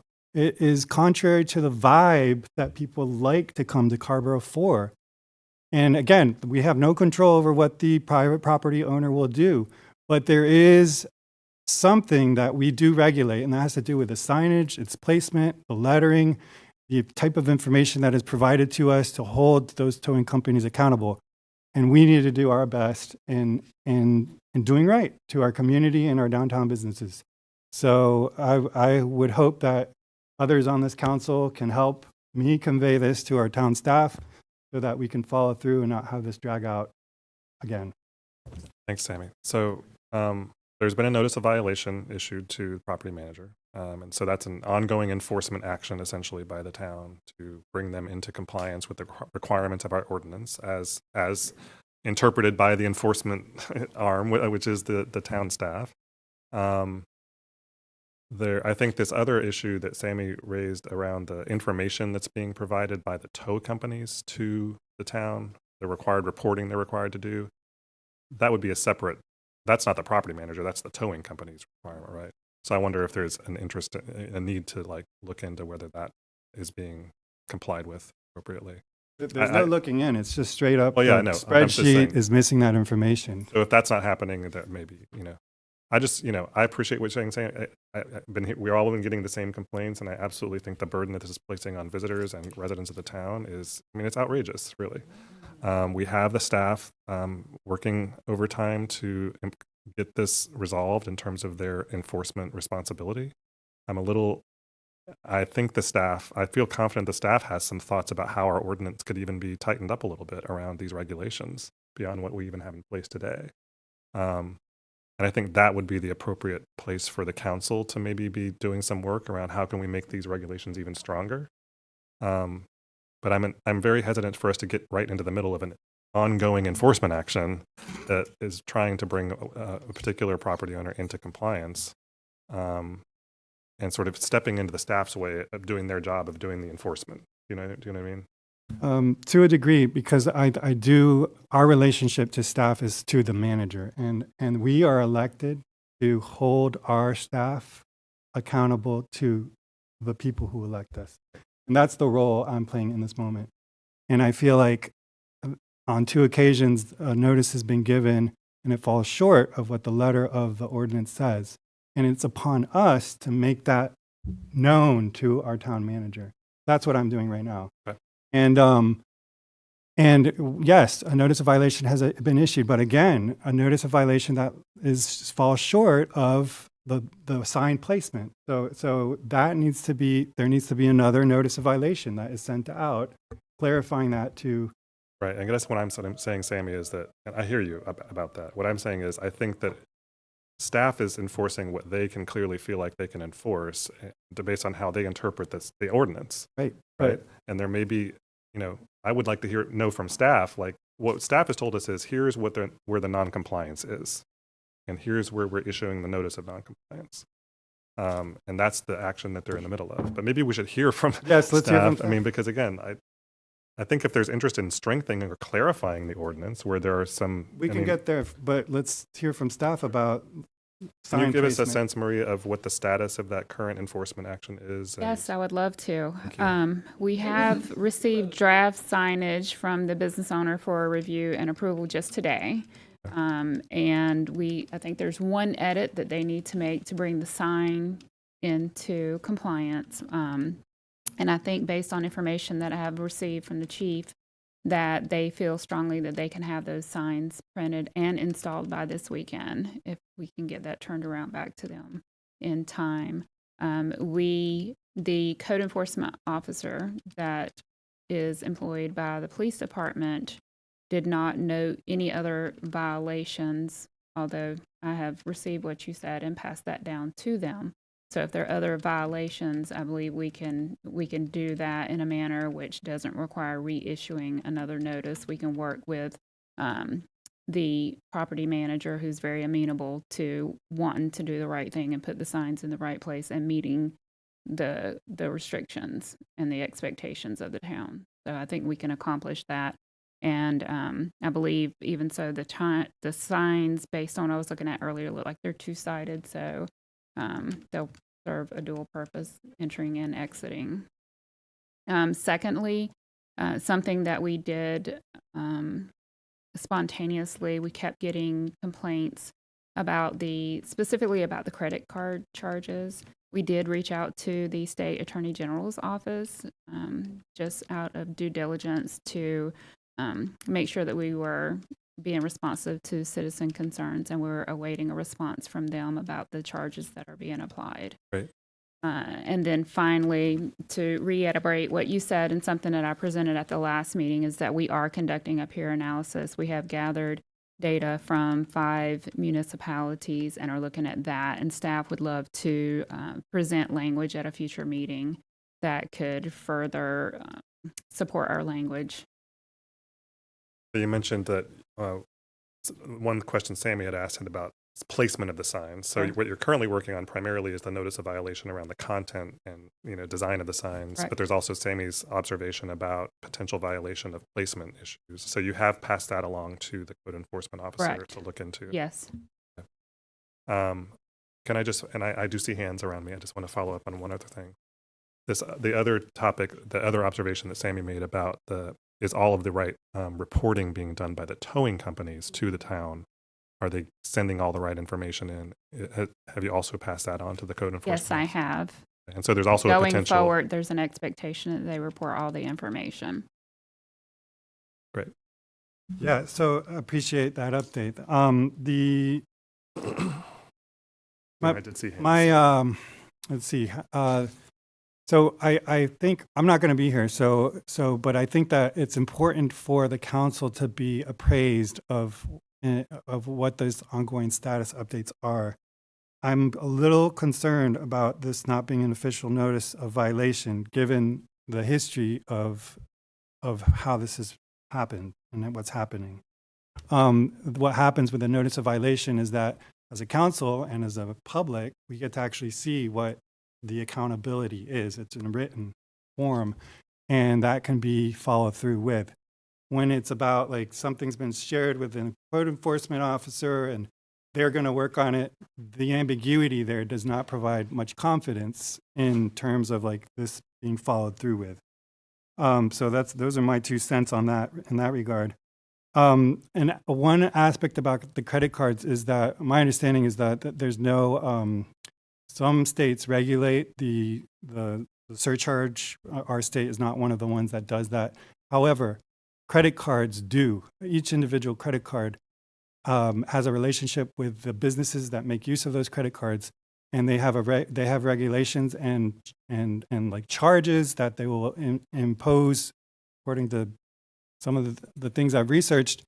If the surcharge is above and beyond what the credit card relationship language is, and they can assess fees and things. So I mention that because if there are members of the public, this is one way that they could address that issue if they have been charged surcharges. In terms of the clarifying of the language, there is one area that I think is very important to clarify, is that in the language it says you can have signs at the entrance or inside. I think we need to tighten that up and be very clear that you need to have both. And I saw a nod of the head from the town manager. So. Yes, and that's one of the things that we want to include as well. Because the property owner could right now say, "Oh, we're not doing so much on the outside. We have it inside," and then that's talk about judgment call. Like that's anyone's judgment call. I spoke earlier with Nick a couple of times. And I also had questions about tightening up the language. he says it's covered. Really, it's at the discretion of the code enforcer to really define what is sufficient placement. But in our experience, I feel like there should be some explicitness in this so that it's not a situation like this where we are following up with staff and reflecting what we've heard from the community. We need to reflect this in the code itself so that we can let them do their work. But until that is done, I think it is perfectly appropriate for us to represent the community in terms of what needs to happen, because some people are getting towed without knowing that they'd get towed. So yeah, those are my 2 cents. And you know, I hope there's another actually, I've had a couple of people who want to know who the champion on this board will be. So if someone feels like that person, let me know so I can let them know who you are. Well, I think, you know, there's almost like, you know, as long as we're giving clear direction to the town manager about what comes next, with, you know, a champion isn't necessary because there will be a clear direction. So I think we've heard here today, we want continuing to receive updates to the council from the town manager about the progress of this and the current and potential future notices of violation. Follow up at a future council meeting on potential tightening of the regulatory language in our ordinance around not only the issues you've identified, Sammy, but also ones that I know staff has been making a list of their own observations about how the language could be improved. We've already heard from the town manager today that she and her staff are following up on 2 of the specific other observations you made regarding both the placement of the signage as well as the reporting to the town by the towing companies of the required information. And what am I missing? One more that I haven't mentioned, making available to the public the spreadsheet of what's been happening over the past year and updating that every week. I think it's important for the public to be appraised of this information, and you know, perhaps it's just for this time period, but I think there's a real interest in understanding the degree to which this is happening. In the meantime, until that happens, and you please forward the latest information over the past year till the latest, till today, or till when they get to forwarding that, I'd appreciate it. Does that make sense, Marie? Yes. What Sammy's Correct. requesting? Okay. I had some hands up, Eleazar, Barbara, and Randy. So thanks for that, Sammy. And we'll come back to maybe you. Why don't you just make a motion? I'll make a motion with the that stuff I summary just that Damon just provided with the addition that I just shared too. Madam Clerk, do you think you captured that in the recording, hopefully? And okay. Is there a second to the motion before we continue? Eleazar will second. Eleazar, you're next, and then Barbara, and then Randy. Should we vote? It sounds like there's more discussion. Oh. Did you have a comment, or should I move on? I had other matters. Okay. We'll come to you next after we resolve this. So Barbara, you were next.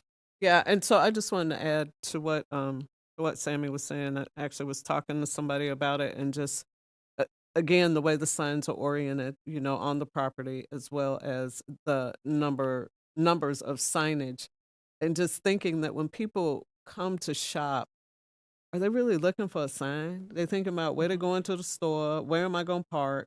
And so I guess to take all that into account, you know, to really try to have as much signage as possible, you know, to capture people's attention, you know, outside and inside the, you know, the stores. And also, I guess I think about the folks that, you know, that own stores or lease space there, and like, how are they interacting, you know, with management over at Carmill? Do you know, does anybody have any information? Because that's a whole nother press, you know, because you're messing with their bottom line, you know, potentially with all the. Well, one thing that I have appreciated seeing is a number of the business owners have placed signs on their doors alerting customers to what's been going on. And so I think that's been helpful certainly where I started seeing a lot of the attention and awareness growing around the issue. So, yeah, thanks, Barbara. Randy. Yeah, I just wanted to point out, and I really appreciate this, because this started back at the end of September with an unfortunate patron of Table who was towed. from the Broad Street lot, and that was really offensive. But one of the things I think we need to consider, Ms. Manager, if the signage information on the size of the sign, or maybe, an image of the appropriate sign, and the need for sign information goes out to all of the business owners in downtown Carrboro, and ask John Hartman Brown to be involved in this, because rather than wait for a small business owner downtown who has private lot space to start to tow, let's give them the same information so it'll be uniform throughout the town, so that, because if this kind of towing is happening here, it's going to happen someplace else, because it's going to tighten up in the other private lots. So I'd rather see us be proactive with our business people so they have the same information that Carmel has, because they're all talking about it. May I respond? Yes, of course. We have already proactively created a template, and this has been shared with John Hartman Brown. Perfect. Great. Thank you, Randy. Thank you, Marie. Eleazar. Now I have a comment on this one. Sorry. Can we add, and maybe this is premature, but is there any requirements around signage to be in other languages other than just English? Under our current. Can we add that to, would there be, I don't know, friendly amendment or whatever, would like to see a proposal so that that's also a part of the conversation. I know that we're working on language equity plan, and that will probably be encompassed, but as I'm looking at not just the size of the signs and how easily it's visible for folks, how easily is it readable for folks, and if there's folks in our community who don't have the ability to read English, a minimum would be having the same mirror the signs that we already have in like Anderson Park and other places. Okay. So when the staff comes back to council with some suggested amendments to the ordinance, I think that would be a reasonable discussion point. Is that a friendly amendment, Sam? That's accepted. And one more is that staff look into the penalties and how they compare to the towing costs that happen, to make sure that these are equally disincentives, because it's very expensive towing, but as I've looked at the penalties that we have, they're kind of outdated, and perhaps it's language that doesn't have to be continuously updated, but straight up 100% of whatever it is that they're charging per towing, if that's possible. Something along those lines. Just hearing some more recommendations about the language that staff will bring back for potential owner, or about civil penalties. Right. Okay, there's been a motion. Is that a good amendment, Eleazar? Yes. Looking into the civil penalties issue as part of that ordinance review. Okay, motion by Sammy, second by Eleazar to offer this direction as summarized previously to the town manager. Any further questions, comments? I just want to thank Sammy for being our champion on this issue. You're welcome. It's been pretty horrible to hear these stories. Pretty outrageous, yeah. It is. As you all have heard, too. I know. And really appreciate the town manager and our police department too for I know been working a lot of extra hours to figure out how to move here, which it's in a space where we unfortunately don't have a lot of regulatory authority, at least not as much as we used to. So I just want to appreciate the work that y'all are putting into that. Yeah, and I please extend appreciation on behalf of the person who had to go to the hospital and almost died. He mentioned a lot of appreciation for the professionalism of our police department and recognizing his needs. Thank you so much, Sammy. All right, all in favor of the motion, say aye. Aye. Opposed? The matter passes unanimously. All right, Eleazar, you have an item? I have two very quickly. Thank you, Mr. Mayor. The first one is just on the advice of the town attorney, and as well as I mentioned to the manager, I would, as we look to prepare the agenda for next week, I know that the possibility or the discussion around a special election is coming up, but I was also like some information about what an appointment process would look like, and some presentation around what's been the process for an appointment in Carrboro in the past, so that we can also discuss that as with the new board about the replacement of the seat that will be left vacant by our mayor-elect. And the second one, I'm sorry, Eleazar, can you clarify when do you want information to the council about that? Do you want this by email from the council or from the staff or? yeah, no, thank you. So as I understand it, our organizational meeting, like when we have the new one, we'll have a decision to make that night whether or not we'll be doing an appointment or a special election. As I spoke with our town attorney, and given the statute gives us the authority to make that decision, I would like, whether it's a presentation that night or beforehand, somehow get that to us so that we can have a conversation about what does it look like to do an appointment process, what does it look like in the past, and we can have that discussion. Just to clarify, I do want to make sure council understands that, or that the new council members who are listening understand that if a special election is going to be called to coincide with the upcoming primary, it will need to be called on December 5th because of the timeline of filing. Now, if the new council wants to consider instead doing an appointment process, that doesn't need to be decided that night, but whether to call an election will need to be decided that night. So just to clarify that. But I think what Eleazar, I think, is requesting, if I may, is some information from staff about how previous appointment processes have worked on the council, because it's been a while since the council has done that. And maybe that comes, I mean, I guess what I'm asking you, Eleazar, is, are you saying that you want that to come to the council on December 5th as part of the agenda? Yes. Or so do you want that to come by email before then?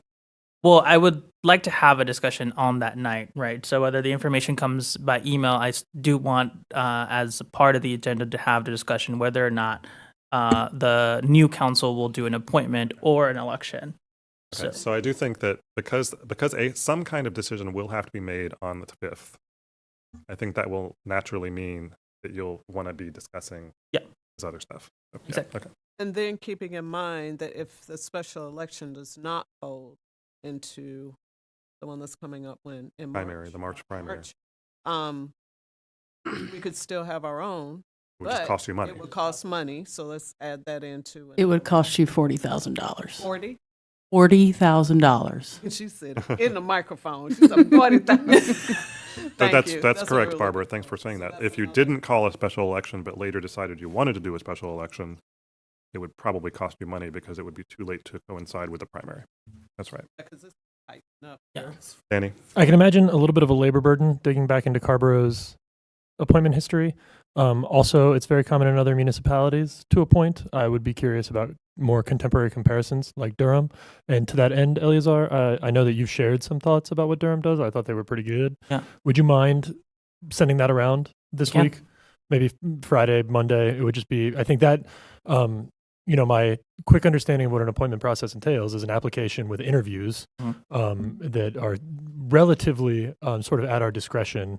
And that we would have multiple touch points in the case of an appointment process, and that the variations on this theme are commonly practiced in municipalities around the state.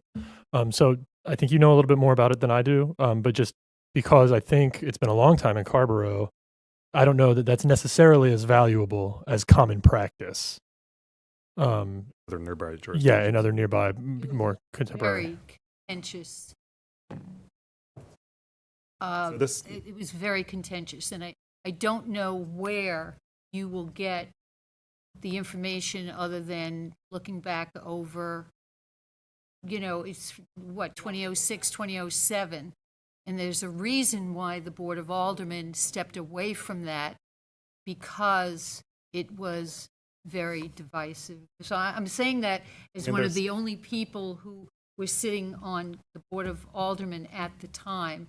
So I don't want us to be thinking that it makes it a clean process, cleaner because it saves money or whatever, when we have a community who